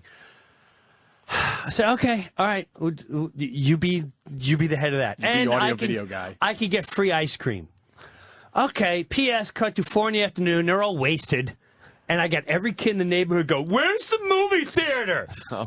I said, "Talk to Mrs. So-and-so." Miss So-and-so has been missing for 5 hours. So the movie theater never happened. And neither did the ice cream because I got drunk and forgot about it. Although they're fun as hell. So all the kids were like, "We never got our ice cream." And we never got that. To this day, they're like, "Fuck, you never showed the movie? You clearly said on the flyer, movie, Guitar Hero, and ice cream, and you dropped the ball." I'm like, all right, well, whatever. But this guy showed up. Sam showed up with his pickup truck, and he had this big freaking like plasma looking screen. Nice. And he was watching movies all night, and you could tell. The next time I got to collaborate with him. He knows how to figure this shit out. He knows how to figure it out. Right. So what's up, Sam? Hey, Breuer, I just wanted to let the listeners know, the last time when you talked about Pizza Man, yes. I thought my family was the only family that actually had problems with him. I just found out, like, the entire town had problems with him, and your story is pretty much dead on. what you were explaining for an hour about him, and just a warning. I mean, even though you have no trespassing signs for no hunting on your property, yes, that doesn't stop Pizza Man and his buddies. Let me tell you. Do tell us a story. Was he hunting on your grounds? There was one day I was sick and I didn't go to work, and suddenly I hear this knock on the door. I'm like, who is this guy? And it was him and his buddy, and I told them they weren't allowed to hunt because the neighbors. Obviously, we all banded together with it, with the kids being around. Of course. Children, neighborhood, 3-acre lots. You can't. No shooting animals. Lots of deer come running through, though. Non-stop, I've been there with the herd of deer. It's going to go further than 3 acres. Yes. Go to Pennsylvania. It's a half-hour away. Right. Yeah. Go to hunting parts. It's all over Jersey. But it is tempting when you see a whole herd of them. No, it's really not. It's really not. When it's then you. And I told the pussy man, pizza man. Pizza man is a pussy man because anyone that wants to hunt a deer that's 10 feet away, you're a pussy. That takes away hunting. It's like hit him with a hammer. It's like tackling a 5-year-old. What's the thrill? I can get the kid. You're a fag. You're a fag. A real hunting is you got to go up in the tree and wait for the sun. You don't kill it in the backyard. Yeah. Fag. Go hunt squirrels. All right, I'm venting. Go ahead. It's true, though. Yeah. Yeah, well, they were after this 12-point buck that was running around in the neighborhood, and the guy really, his friend, it was actually his friend that really wanted this buck. Yeah. And, and I could have sworn they had some firearms in the car. I'm like, they did. What are these guys trying to do? They're trying to go after this one deer, that's been rolling around. For $50. For $50. That's what Pizza Man, I get $65 for the horns. I said, you know what? You're partially retarded. He really is. So anyway, long story short, you're right. The whole town had a problem with Pizza Man. Pizza Man is that bad neighbor. Sam, we'll try to get something together this week. All right, Sam. And now, last time you were on the show, you talked about Pizza Man for an hour. We can't get into that again, obviously. But you do go you have to YouTube. Yeah. Let me tell you something. Yeah, the story is up on YouTube. I don't know how many people I have not seen it, but I could tell you my entire town has seen when I came up here and talked about Pizza Man. And this is where it started. It started with me going to a little convenience store, a little place called Krauser's. Oh, fuck yeah. Jersey. Very Jersey. Yes. Very Jersey. Yes, Jerry. I go into Krauser's, and there's a guy there, Nelson, who used to do something with the Pizza Man. I'm not quite sure what he would do. I think Pizza Man does everything cash and sneaking behind the doors. So Pizza Man, I walk in there, a cop, I hear from behind, so, what's going on with Pizza Man? Now, I turn around. I'm like, how do you know about Pizza Man? He goes, oh, we've all watched that 4,000 times. Oh, shit. He goes, we need to know, who's the lawyer? Who's Pizza Man's lawyer? I tell them the lawyer, and they're like, let me tell you something. That guy's had his bar's license taken. He's an old man. I feel bad for him because Pizza Man manipulated him, blah, blah, blah. And so they tell me a story that Pizza Man is, and I think I told it was going to be tried for a dumb incident he made. He bullied his way into the town pool. Right. You told that. I told all that. So I'm not going to go into it. 2 days later, I'm in the grocery store. Not one, but about 4 people come up to me. I'm down like the aisle, and this lady comes up. She goes, "Can I just tell you that about Pizza Man?" I went, "What? You know about Pizza Man?" She goes, "Can I tell you? You know what my teenage daughters did last week? The whole weekend she had a slumber party, and I hear them laughing. And I thought they were watching like really bad R movies. I went downstairs. They were watching you telling the Pizza Man story on Opie and Anthony, and they did it until 4 a.m. She goes, everyone in Mendham, Chester, everyone knows about the story of Pizza Man." You find the clip, E-Rock, for the people at home?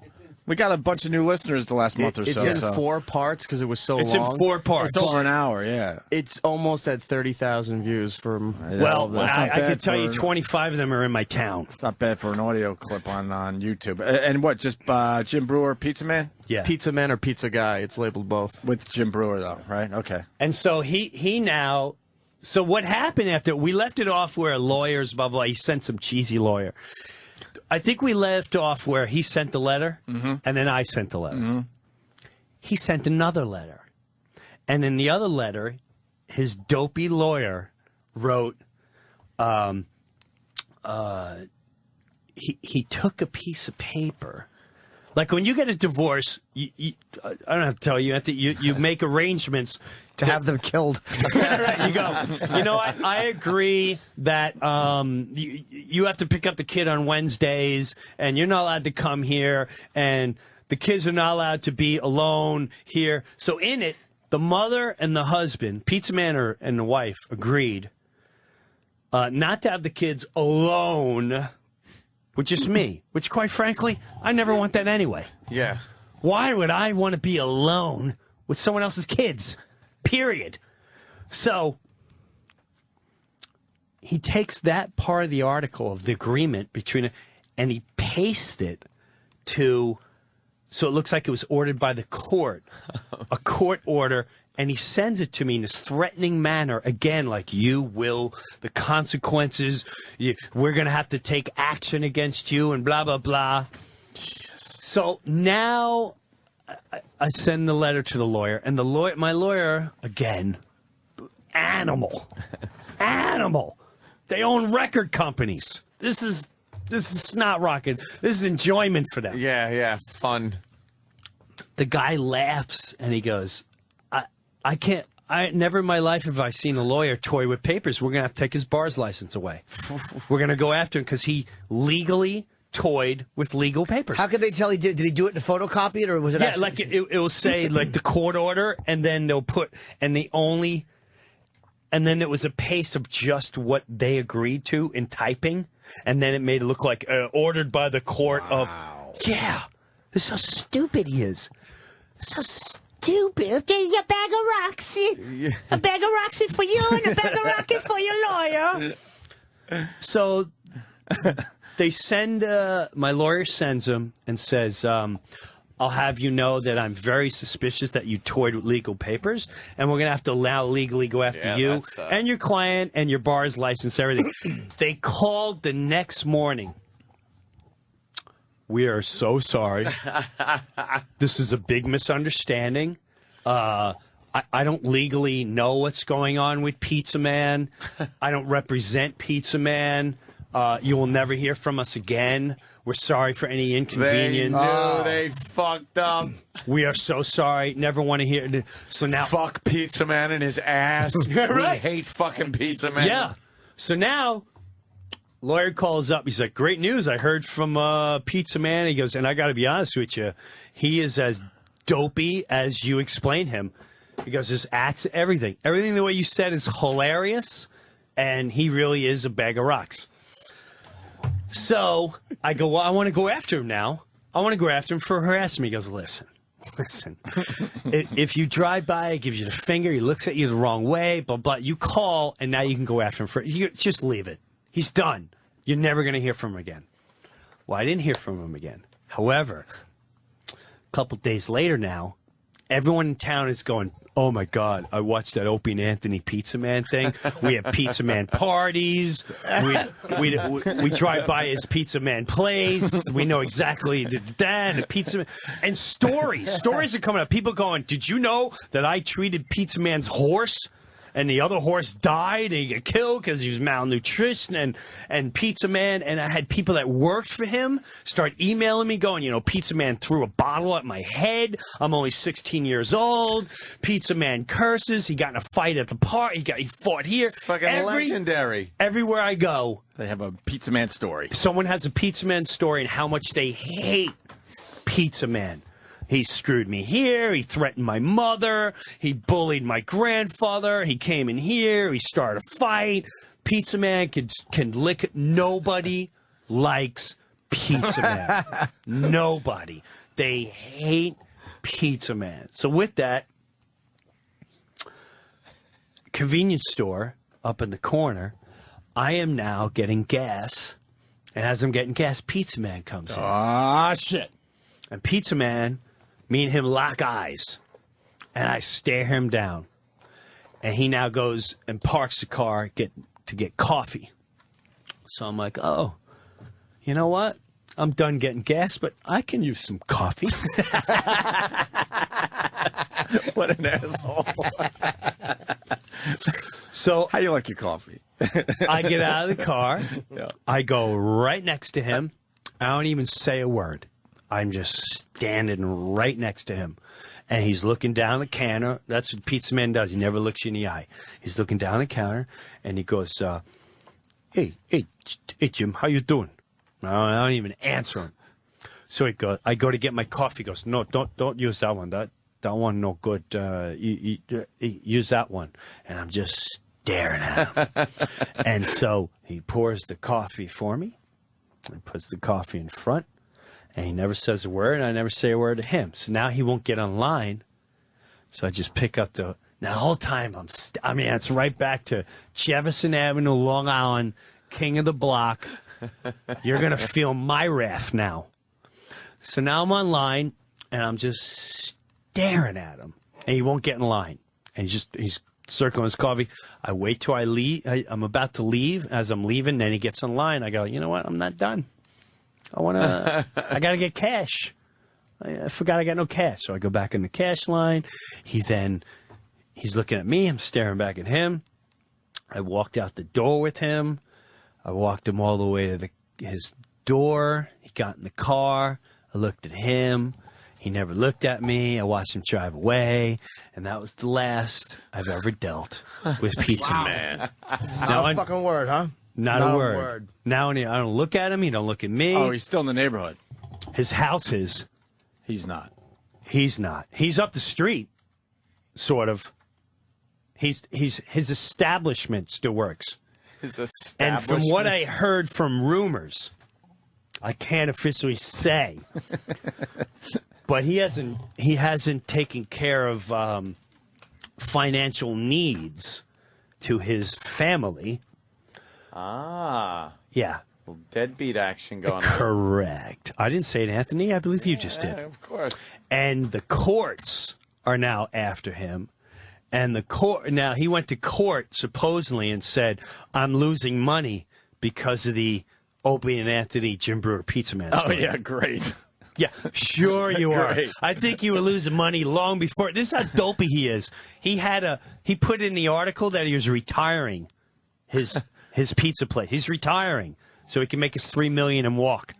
And then he didn't retire. And so, long story short, I can't wait till Pizza Man is long gone. I never want to see him again.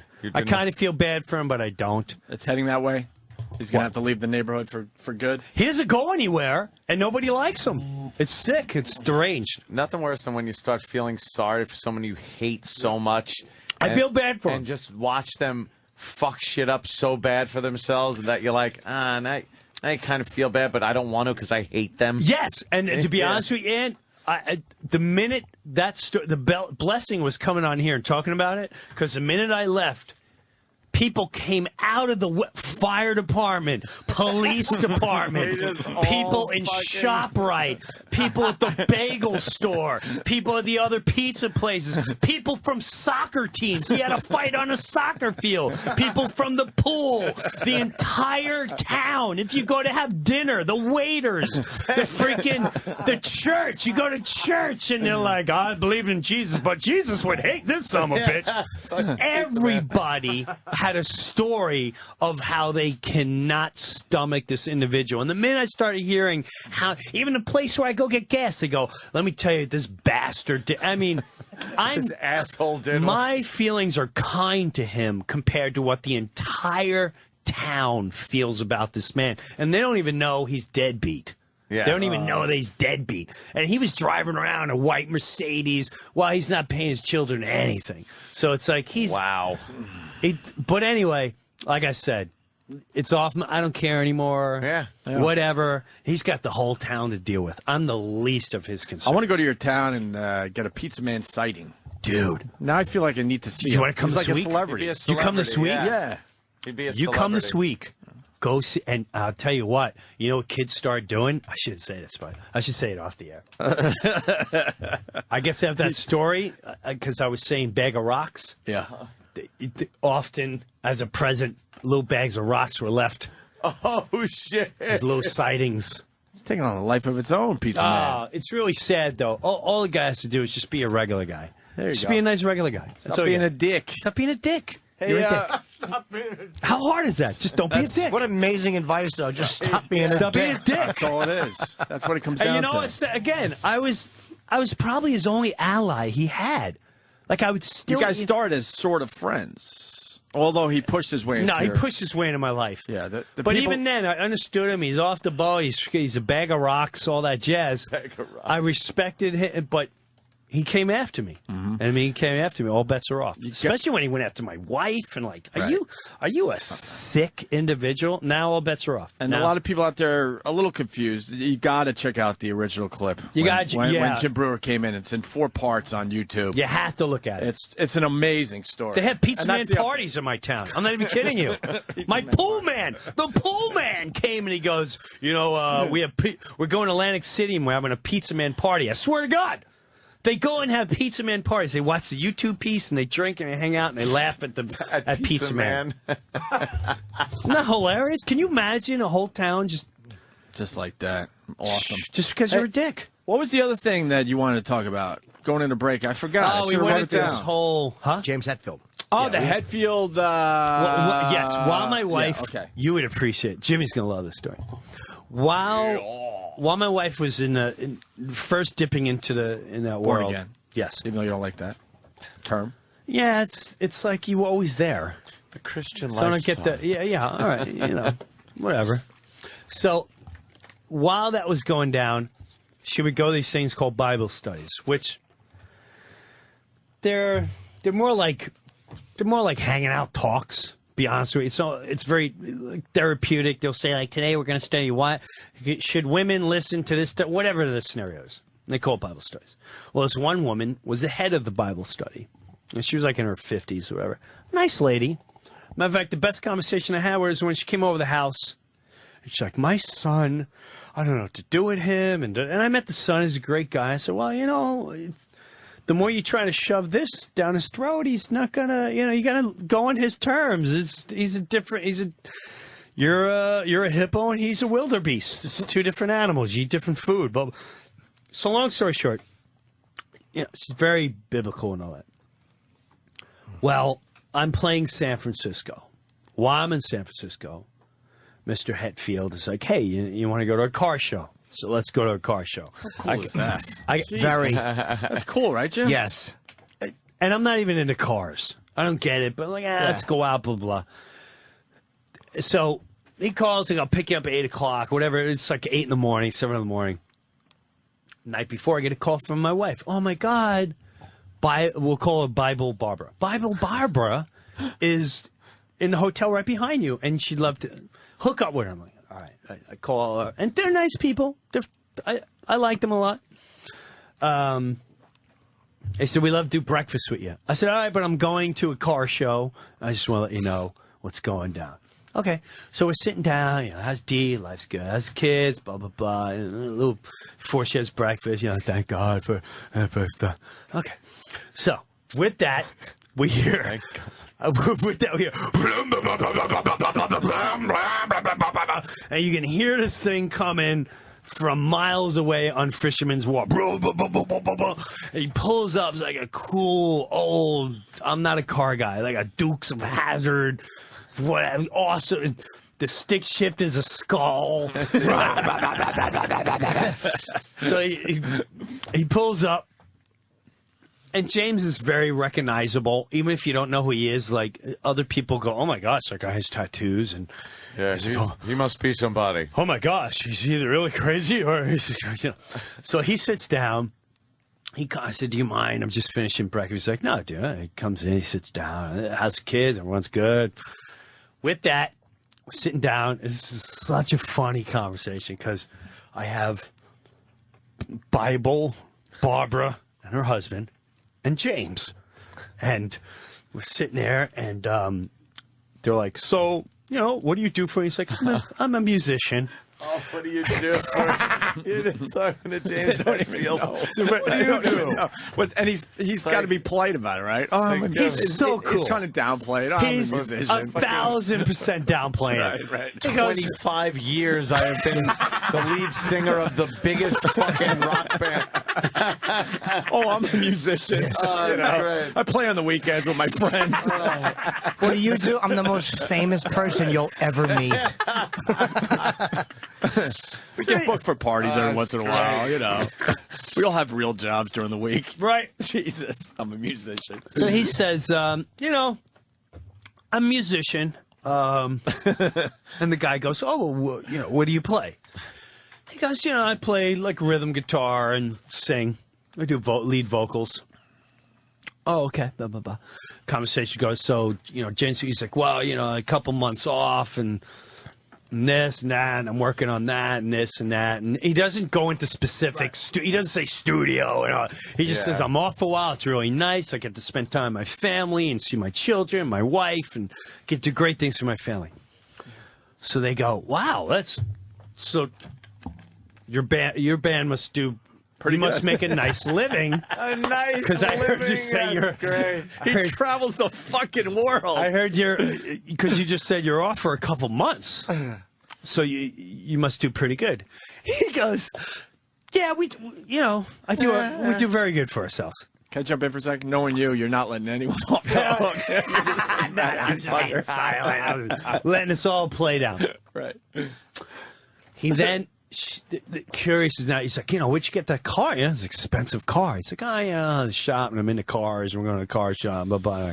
Got a place here. And he goes, well, do you mind if he goes, are you a band? Or he goes, yeah, we're in a band. What kind of music you play? Like hard rock, heavy metal. Would I know the band? I don't know. It's we're called James goes, we're called Metallica.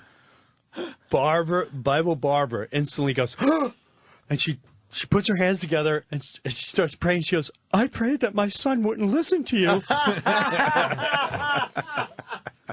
Oh no! So like, oh no, what do we get? And James, he says, all calm, collected. He goes, well, maybe if you knew the reasons why your son was listening to us, you wouldn't have to pray so much. And I just went, wow, that's deep. That was a cool, awesome, powerful statement. Very just simple matter of fact, not confrontational. He could have totally took the confrontational route right there, because here she is totally, even though she's Bible, she's judging him 1,000%. Oh, yeah. She just put on the table, I prayed that my son would never listen to you.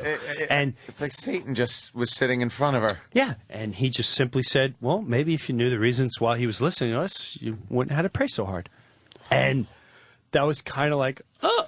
But the husband was like, wow, that's pretty cool. It's Metallica. I think I know that one song. What's that one song? Exit from the dock. Exit dock.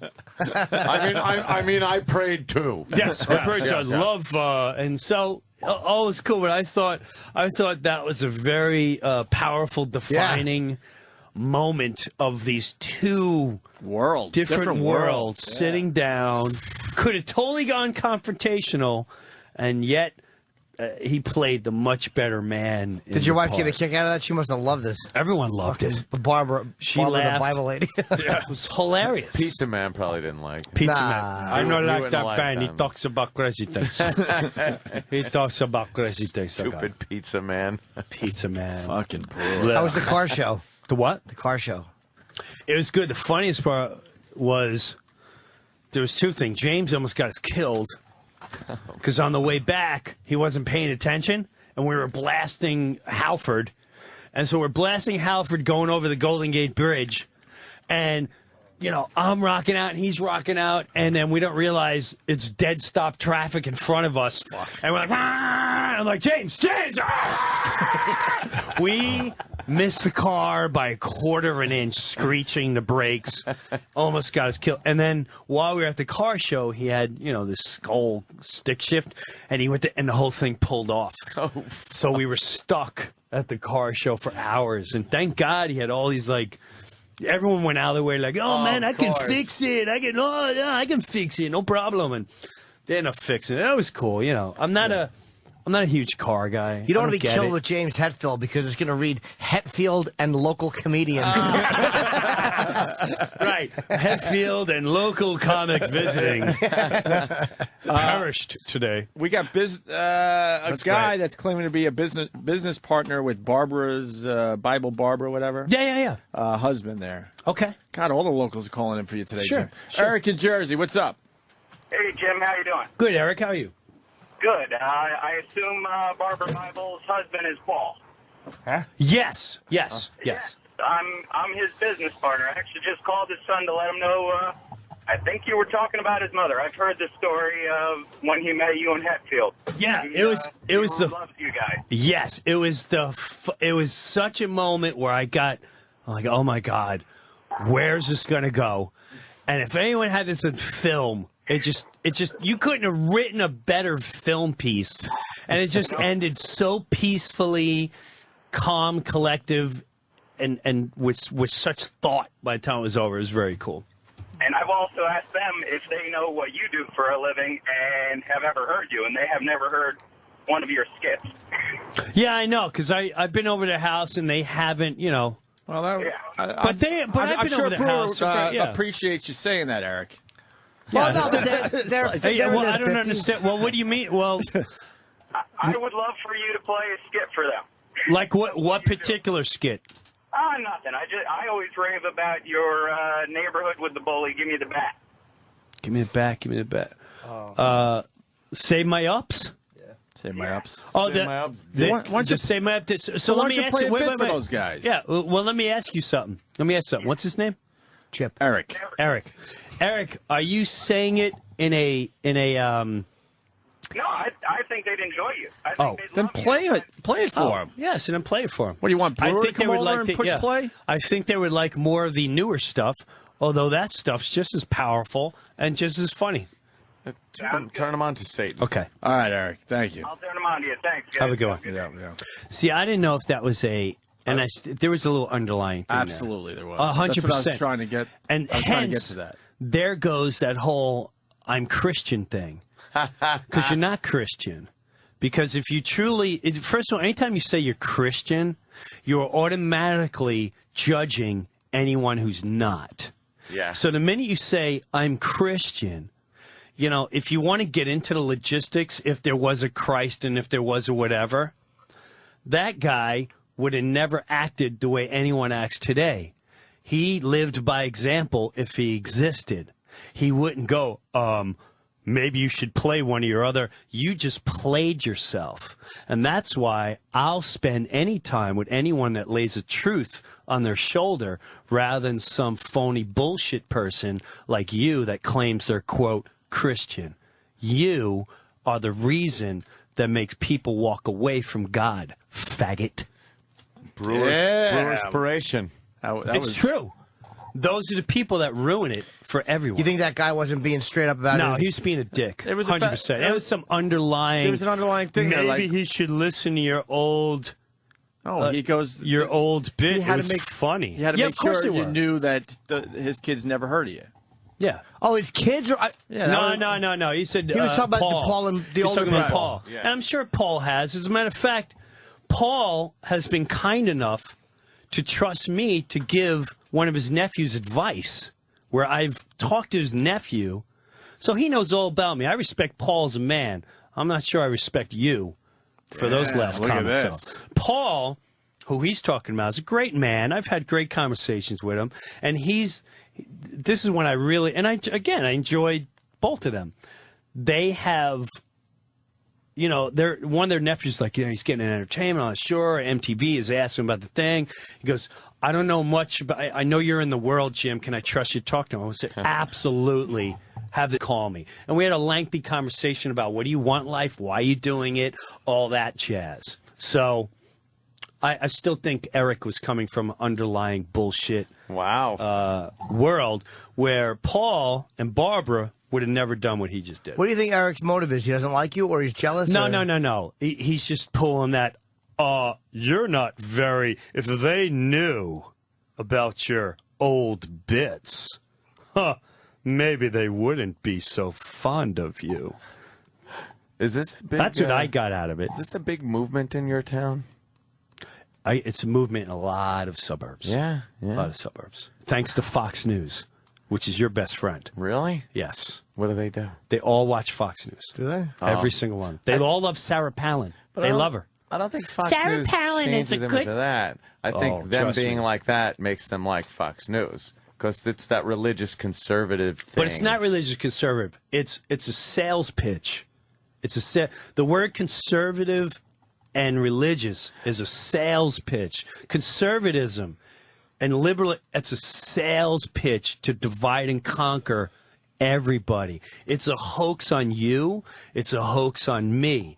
It's just a bullshit agenda to keep you guys constantly debating. That is what split up the entire country in the Civil War. You with us or you with them? You conservative, you liberal. So if you have a point of view, right? If you have a point of view, there is no more point of view. That's the genius of all news channels. There is no more point of view. It's either whatever point of view you are, oh, so you're this, oh, so you're that. And that is a dangerous country to live in when you speak your mind and you have to be lumped into either or. See, the thing is, I consider myself a conservative. What is a conservative? But what is a conservative? What is it? By definition? No, how would you define your conservative? Define it to me.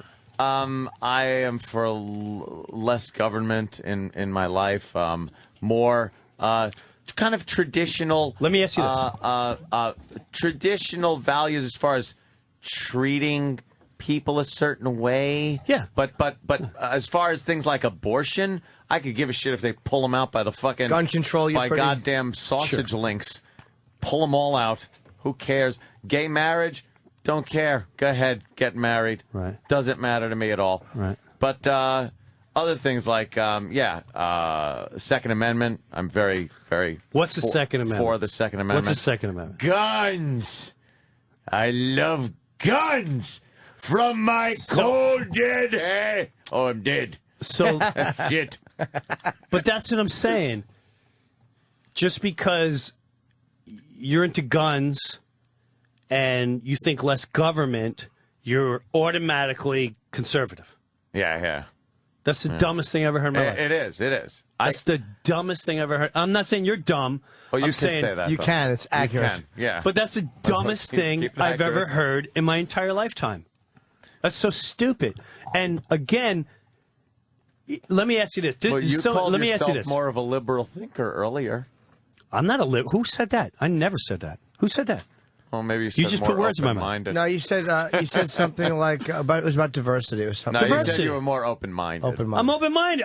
I'm a back porch talker. That's all I am. I'm a back porch talker. That's it. I'm not liberal. I'm not conservative. I'm a You don't think you would fit into any one of the categories that are out there? Libertarian, conservative. No. Why? They're purposely left-leaning conservative, right-leaning liberal. What? They're purposely put to divide and conquer. Trust me. Yeah. You're purposely put to divide. Let me ask you something. Let me ask a simple you're question. A communist. You never know. Never know. You goddamn communist heathen. But let me ask you something. This is the dumbest thing ever. And it. Trust me. My dad. I'm not going to get into all that nonsense. If there was no news, yeah, there would probably not even be voting. Because you take in a town, any vote can be rigged. 1,000%. No matter what anyone, we're the greatest country. All right, well, you think that way. That's fine. We're great, and I wouldn't leave it, and I get all that nonsense. But when it comes to voting, 1,000%, everything's rigged. Prove me wrong. Prove me wrong. You'll never be able to prove right. But it'd be impossible to prove that fact wrong. I'll give you a small scenario. My town just had a mayoral race. We're running for mayor, whatever that means, in town of Chester. Pizza Man didn't win, right? No. Oh, okay. However, Scared me. And I'll start on a lower level, a level that Jimmy will get with me. It's Battle of the Comedians. Let's be honest. Who's going to win that night? I'll tell you who's going to win. The guy who brings the most people. Oh, right. Not the funniest guy. Not the guy that had the smartest material. The guy that packed the house just so he can win. The guy with the majority. Correct. And how to get the majority? Only because I'm the and if I win and we're gonna. It doesn't matter what his morals are. Doesn't matter what he stands for. It doesn't matter how funny or clever. It's just this is what we believe in, and we're. So we vote for you. They never took the time to go, well, this was bullshit. This was bullshit. Well, you won, but, fuck you, we won. It's all about you won. Why the fuck you win? Because you got an ego the size of an elephant's balls, and that's your problem. So with that, in a town, let's take a town. The guy up the street from me had, great guy, great neighbor, you guys would love him. On his lawn, he had one of those things that say, Jerry for mayor. Oh, vote for, yeah. Okay? I never got what that was. I didn't know if you pay for it or whatever. So I'm driving down. I'm like, oh, I know Jerry. Yeah, he's got a couple kids. I hope Jerry wins. I hope he becomes mayor. That'd be cool. I don't know what that consists of, but whatever. Good for Jerry. A week later, he's got Bob on his lawn. I'm thinking, I guess you pay to have that, and maybe I should look into it, so maybe I'm worth a little more being the goat man or whatever, and maybe, hey, pay me, and I'll, make a couple $100 go on my lawn. I eventually go to my neighbor, and I go, hey, man, I saw you had Jerry's, he's like, I love Jerry, hope he wins. I go, but you have Bob up there now. He goes, yeah, because I need permits. I go, what are you talking about? He goes, I do construction and I do carpentry. And when I went to the town to get permits, they blatantly, and everyone knows our town, everyone knows what I'm talking about. Oh, shit. They said, well, if you take that sign off your lawn and another one shows up, I think the permits will show up a lot quicker. Now, if that happens in this town, you'd be a full-blown rear-end jackass. If you don't believe for 1 second that doesn't happen in the ultimate battle of all, which is the White House. Oh, yeah. So it's a full-blown bullshit scam. And I'm not saying I'm for one side or the other. I'm saying people should think more before they join the gay group. I'm a red state. I'm a blue state. I'm a conservative. I'm a liberal. You don't know what you are because they shamelessly divided and conquered you. If you didn't watch any news, you wouldn't have anything. Because watch any news. This is what they do. So today we're talking about abortion. Now this side believes blah, blah, blah, and this side believes blah, blah, blah. Who do you stand for? They don't give you an ounce to think. The minute you talk, well, then you're this and you're that. No. You're judging me, and you're telling me, let's take a newspaper. Look at this. Here. We'll attack USA. So everything in here is a fucking judgment. It's a war. It's a war. Plead guilty. Terror plot. Vows to attack U.S. This son of a bitch. I hope the bastard will go. Everything in a headline already tells you how to think. Every single headline.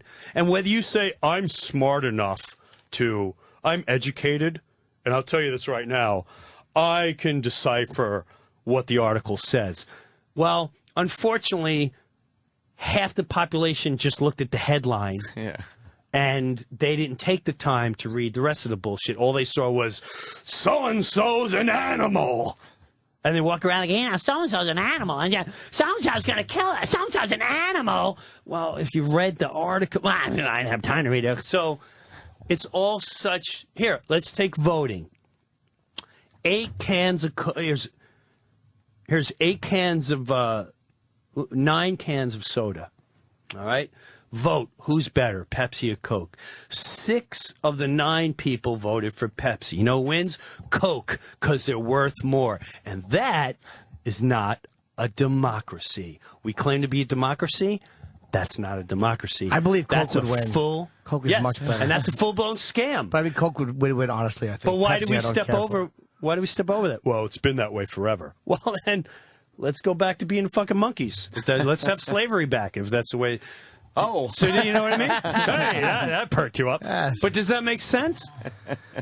How can you say you're a democracy if out of 7 people voted Coke, 3 voted Pepsi? Pepsi wins because they're worth more.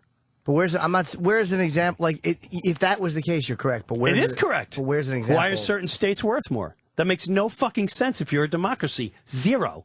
Oh, you mean the way electoral college? And so what is everyone's, well, it's been that way. Well, we have to change it. They just push you up every 4 years because you're fucking retarded. Well, we're looking to change it out next time. You guys just go and vote. And there's no voting. They take polls. Why do they take polls every month? That's to see, you know, apparently the people are very upset with George Bush. The polls say if the Negro don't win, there may be lots of riots. So he won.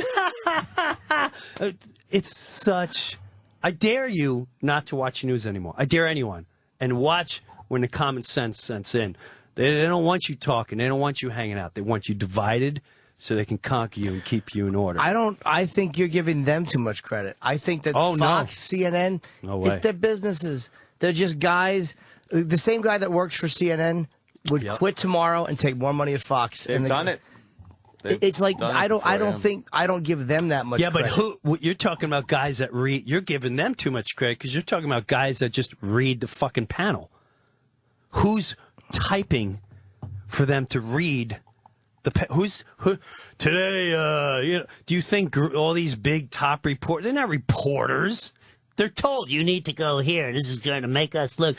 They're pawns for the gorilla. And the gorilla says, you're going to go to Haiti and you're going to look huge. And we're going to... And he sits there and he reads the monitor. You know, here we are. And he ain't talking. Because if he was talking, he'd go, holy shit, it smells like fucking death, dude. Over there, there's boils coming off this kid. Oh, my God. I can't even... So right. Here, get the camera. I'm fucking dry even. It smells... It's fucked up, man. You guys... That's reporting. That's like street reporting. The shit they do trains you to emotionally detach yourself from everything, to numb you, just like the fucking Nazis did with, don't look here, don't look there, just dead Jews all over. It's all good. Same thing here, whether it's someone murdered, whether it's a catastrophe. You just sit there and go, oh, all right. Fuck that. Don't you remember being a kid? You saw a car accident, and it was an event. People from around the block like, oh, shit! There's steam coming out of the engine, dude. He came around the corner, and he fucking see him. This guy was like, man. And he hit him, and he got out. And because his, like, father's Puerto Rican, he got out, and he was like, your father's Puerto Rican. And it was like, oh, shit! They started fucking fighting and shit. It was nuts. And his mother came out. That is the event for the summer because you're emotionally attached to what you saw. All this shit is bullshit. These guys aren't reporters. None of this news is, it's all bullshit. So what do you do to get your info? I turn it off. What do you need the info for? What do you need the info for? I don't Tell know. me. You don't. What do you need it for? To just know what's going on. Why? Why? I don't know. Because you can make. I think you can make more informed decisions if you. Really? What kind of decision are you making? For what? For the way I live my life. For where I live. For the way if I'm comfortable paying taxes, if I'm comfortable voting for certain people, which I don't vote. But you know what I mean? It just no, I don't know what you mean. Also on stage, I as a comic, you talk about what's going on in the world. As a comedian, I sort of get it. But when it comes to the way you live your life, the way your taxes, what? What are you talking about? What are you going to go riot if they raise your taxes? What are you going to go start picketing? No, what are you talking about? And I'm not. I'm just saying, like, what are you talking about? Well, because I hear that a lot. And no one can ever bet. Well, it's the way I live. I want to know what's going on in Africa.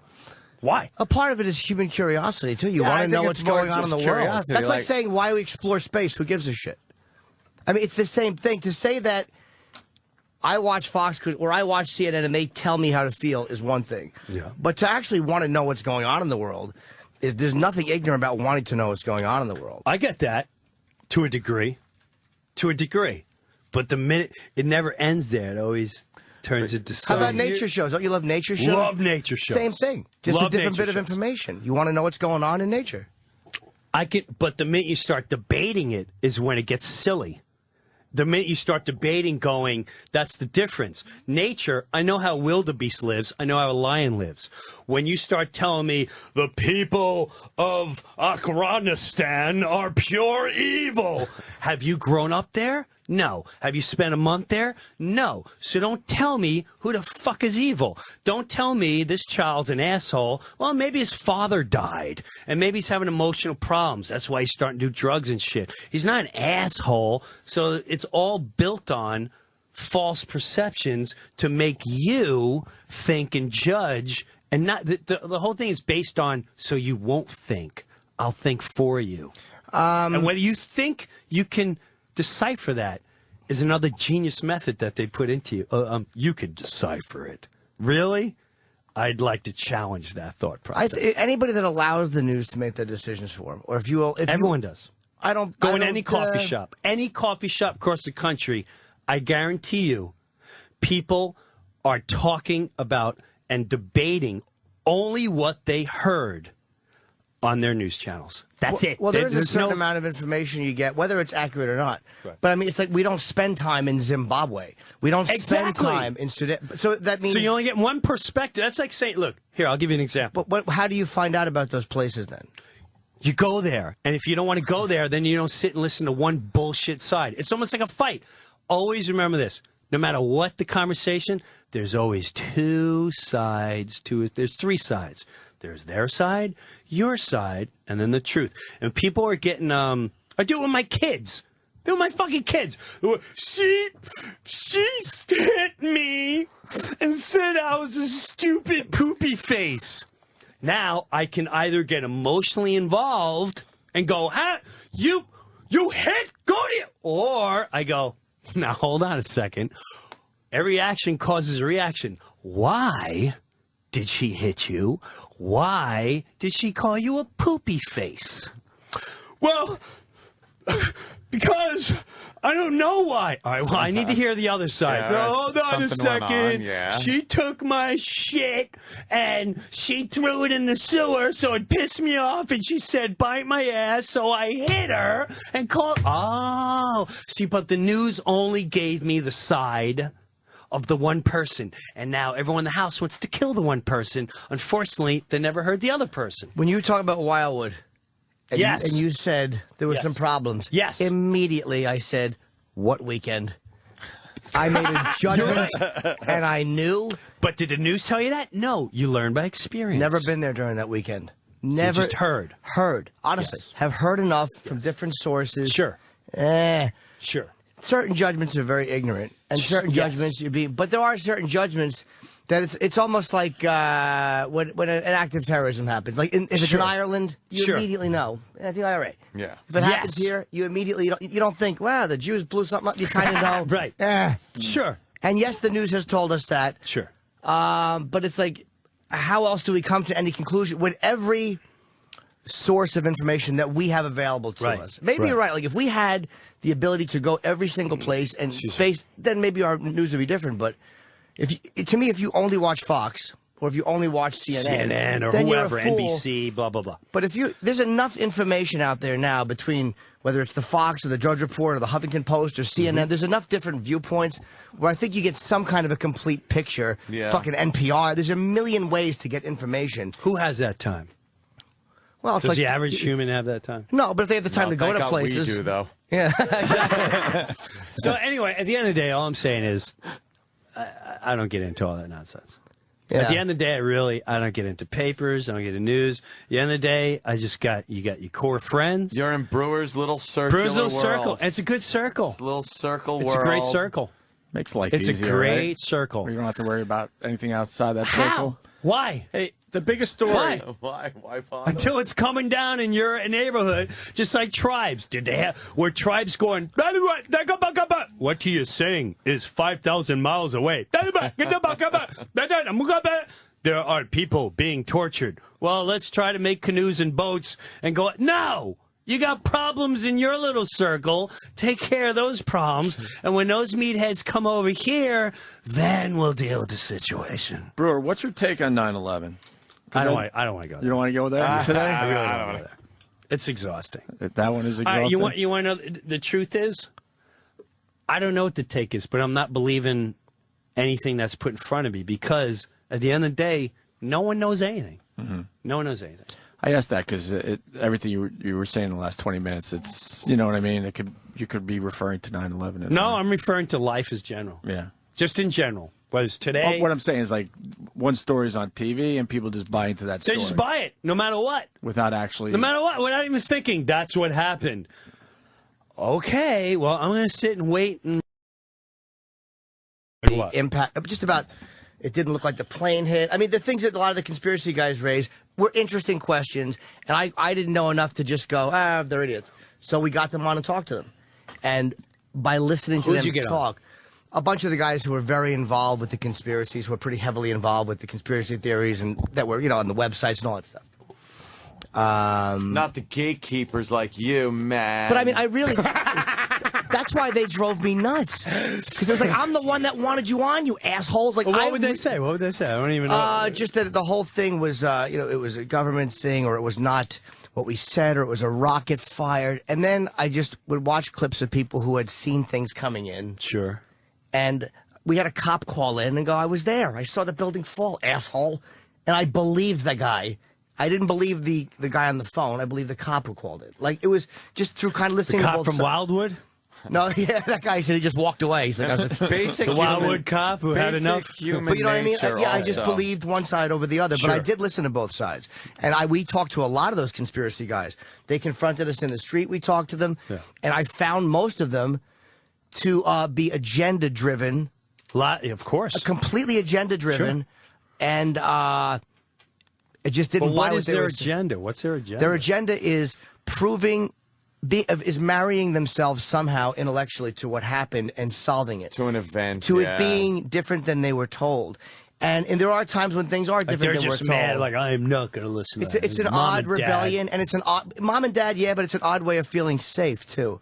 Because to say the government did it still somehow says we're in control.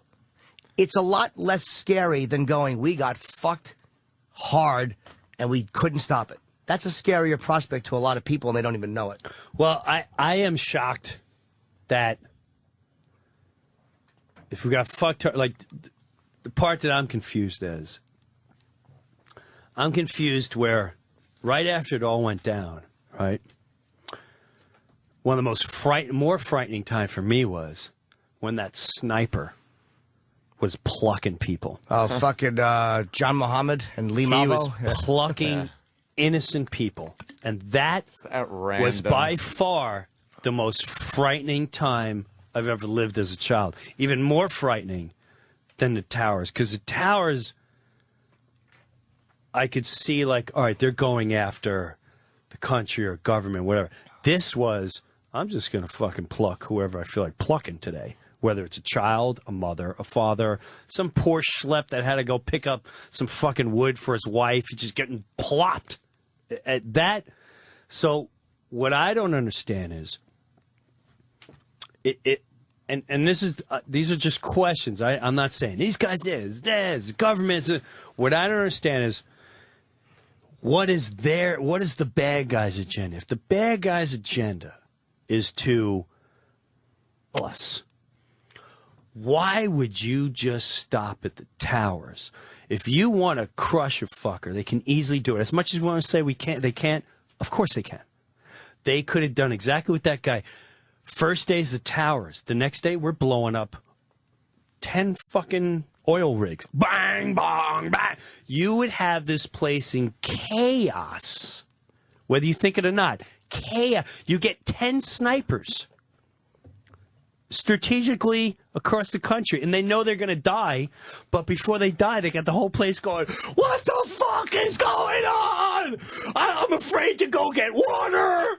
I don't know where the fuck these people are. Cops, everyone's on holy shit alert. Is that easy to plan that many events to happen in a certain timeline? If you're genius enough to plan a 5-year event where I got to train you to fly a fucking plane, somewhere along the line, I'd be a little worried that, like, maybe Ahmed will go, not that I fly a plane, I don't know why I have to kill myself. Jesus Christ, I can fly to another fucking country, enjoy life, and I don't know why I made him Indian. Yeah, why not? But you know what I mean? Like, and I'm not saying that's what happened. I don't understand. All right, let's say he's brainwashed. Somewhere, all of them, not one went, fuck this. I could fly a plane. I ain't gonna fucking fly no towers. I'm not gonna kill these fuck. That's your only plan? If you're that genius, because to me that's genius. Call him stupid. To me that's genius. I'm good. That's some they're just Japanese bomber shit. They're just religious fanatics. That's all. It's the same as 15th Why do you say that? Do you know that? Why would you say that? Because the people who because they say they're behind it for Islam, and they think who said that? Bin Laden and Bin Laden hasn't been mentioned since the day it happened. Is he the criminal or is he not the criminal? Al-Zawahiri, they all say that they were doing it for Islam, and they think hold on a second. They think it's avenging. We're getting too far. We're getting too far. So let's stick to what I was saying before. The genius plan is to train everyone to come and get you. And then you just stop right there. There's no other genius. Knowing you're probably going to come over here and come get us. Well, don't forget.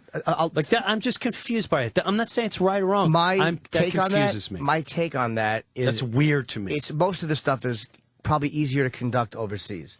Most of these operations are easier to conduct overseas than they are here. I think our intelligence is better than a lot of them. It's so good that they infiltrated airplanes. I'm not saying it's impossible. That's how genius it is. Don't forget, they didn't infiltrate the airplanes. Pilot training told them to open doors and negotiate. I mean, it was if the pilots did not open those doors, but here's what I'm asking one of you, those Jimmy. attacks would have Jimmy, worked. let me say something to you. I want to take down your whole radio show. Okay, you're telling me, and I'm just asking you to think about this.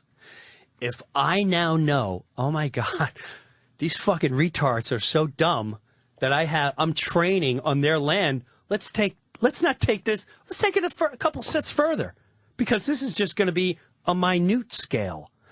Day 1 is this. Day 2 is this. Everything else is easier. The hardest thing is flying into planes. They could have planted suicide bombers all over the place. Yep, they could have. I agree. They could have planted snipers. They could have planned whatever. And if you doubt for 1 second that they would never do that, that's why I question you.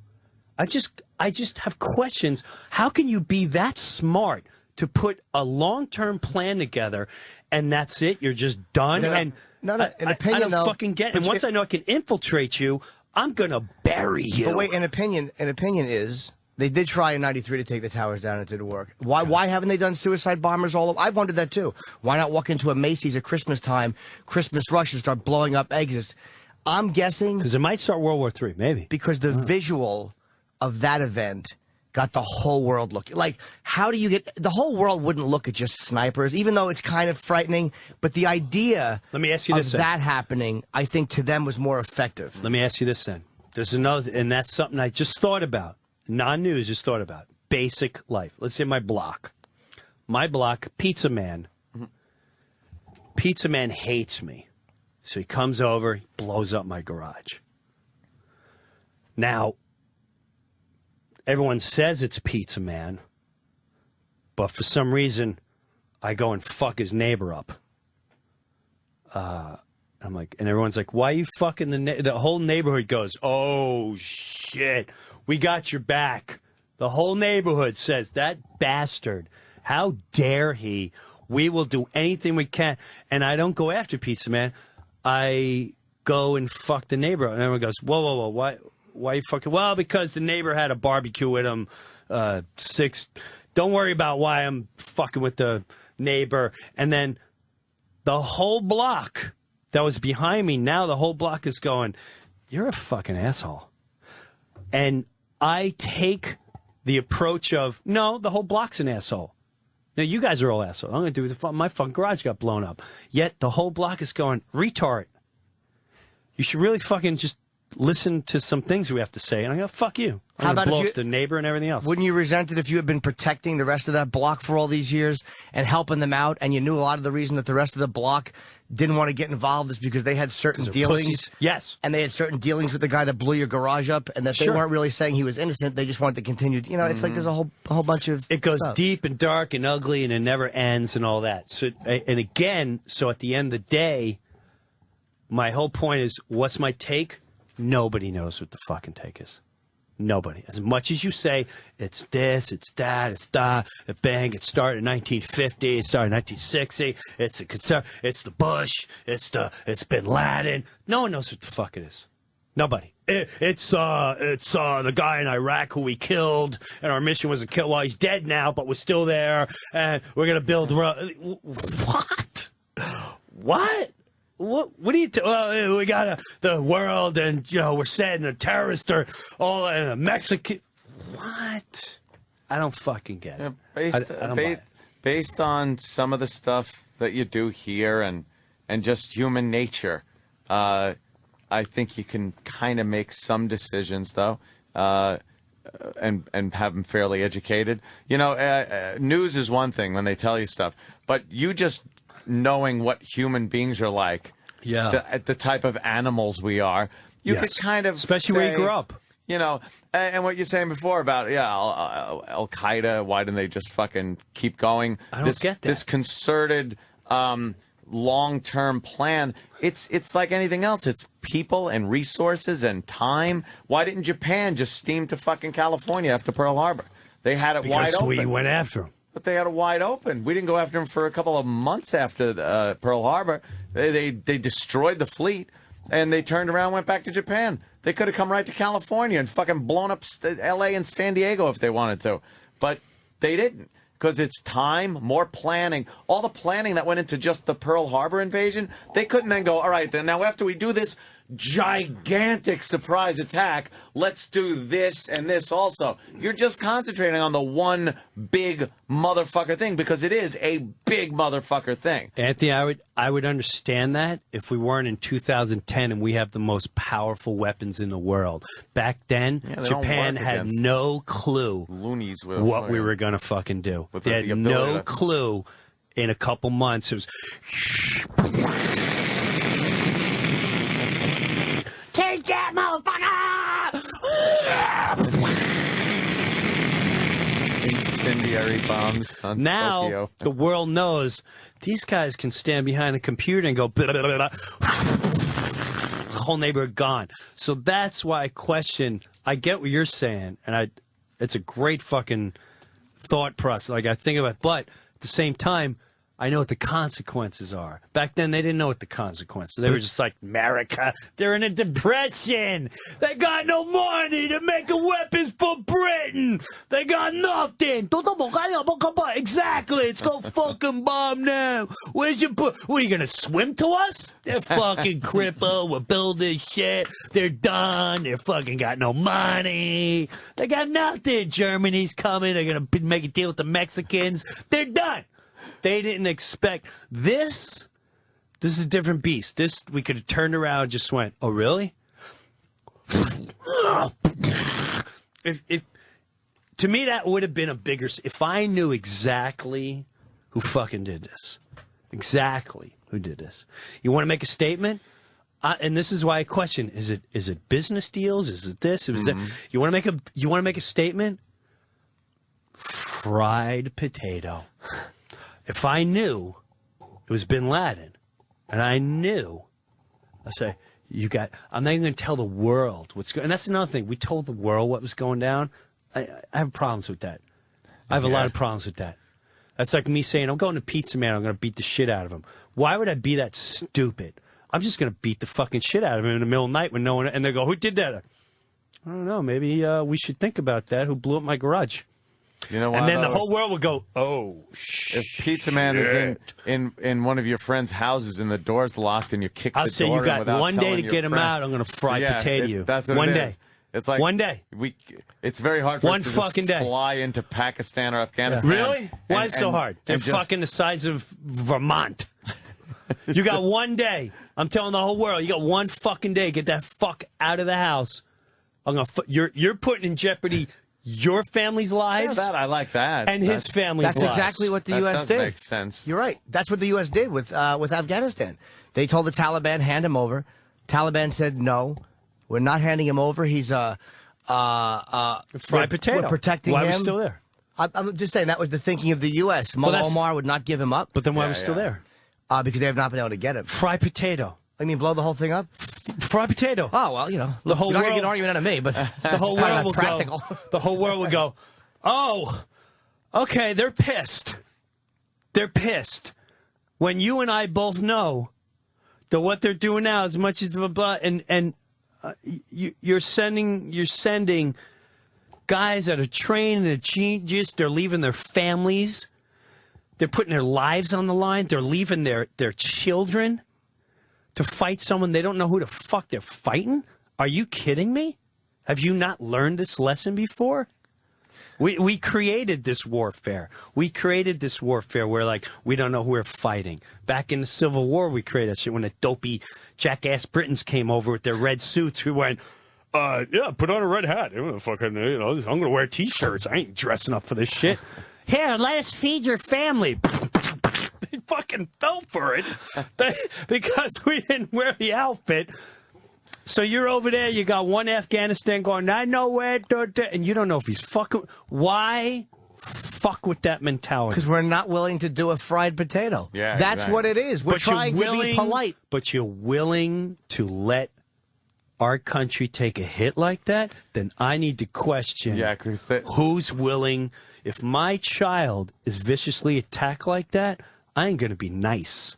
I'm going to fucking rip your face to pieces. Politicians' version of warfare. Politicians said we need to change politicians. Yeah. They stink. Hence all the news.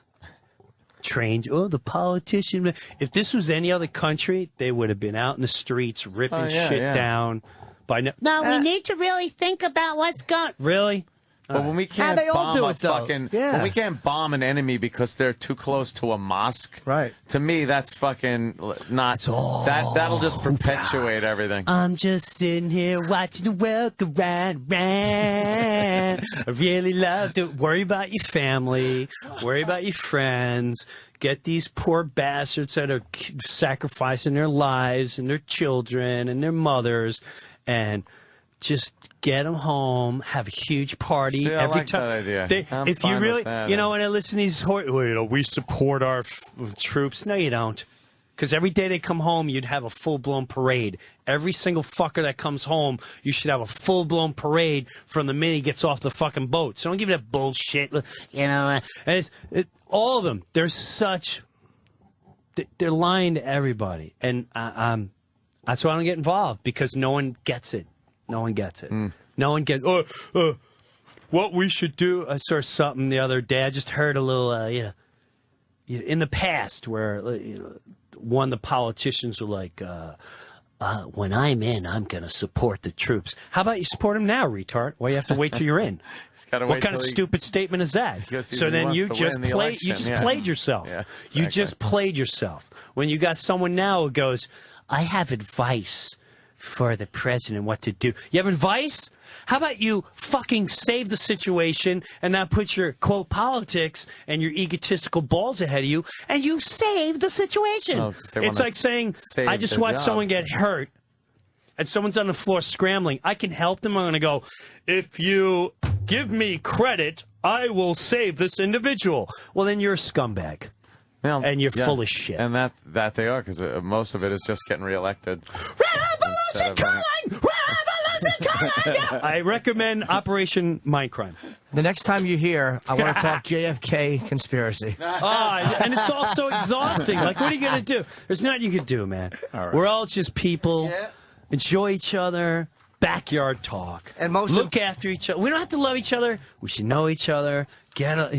look at each other, have great barbecues, debates. But once you start fighting over it, no one knows anything, bro. Here's the important thing. I said way too much today. No, you didn't. It was great, dude. You're fucking phenomenal. We're running out of show. It's 10 of. It's 10 of 11? Yeah, we're way past. Oh my God, I babbled we're in Ron and Fest time 7 hours. It's all good. Oh, if you want to do Jim's Yeah, plugs? Jim Breuer is going to be at the Stress Factory. These shows are going to sell out, so you really should call the Stress Factory like now. 732-545-4242. 2 shows Friday, 2 shows Saturday. If you don't want to, or you're not close enough. Make sure you pre-order Jim's new book, I'm Not High. And it's Jim Breuer on Facebook and Jim Breuer on Twitter. And my show starts in 10 minutes on the Boneyard. Oh, no, tomorrow. Tomorrow. I'm sorry. I'm always at the off a day. You always do that. I'm a cunt. Poor Jimmy. And July 2-3 Borgata.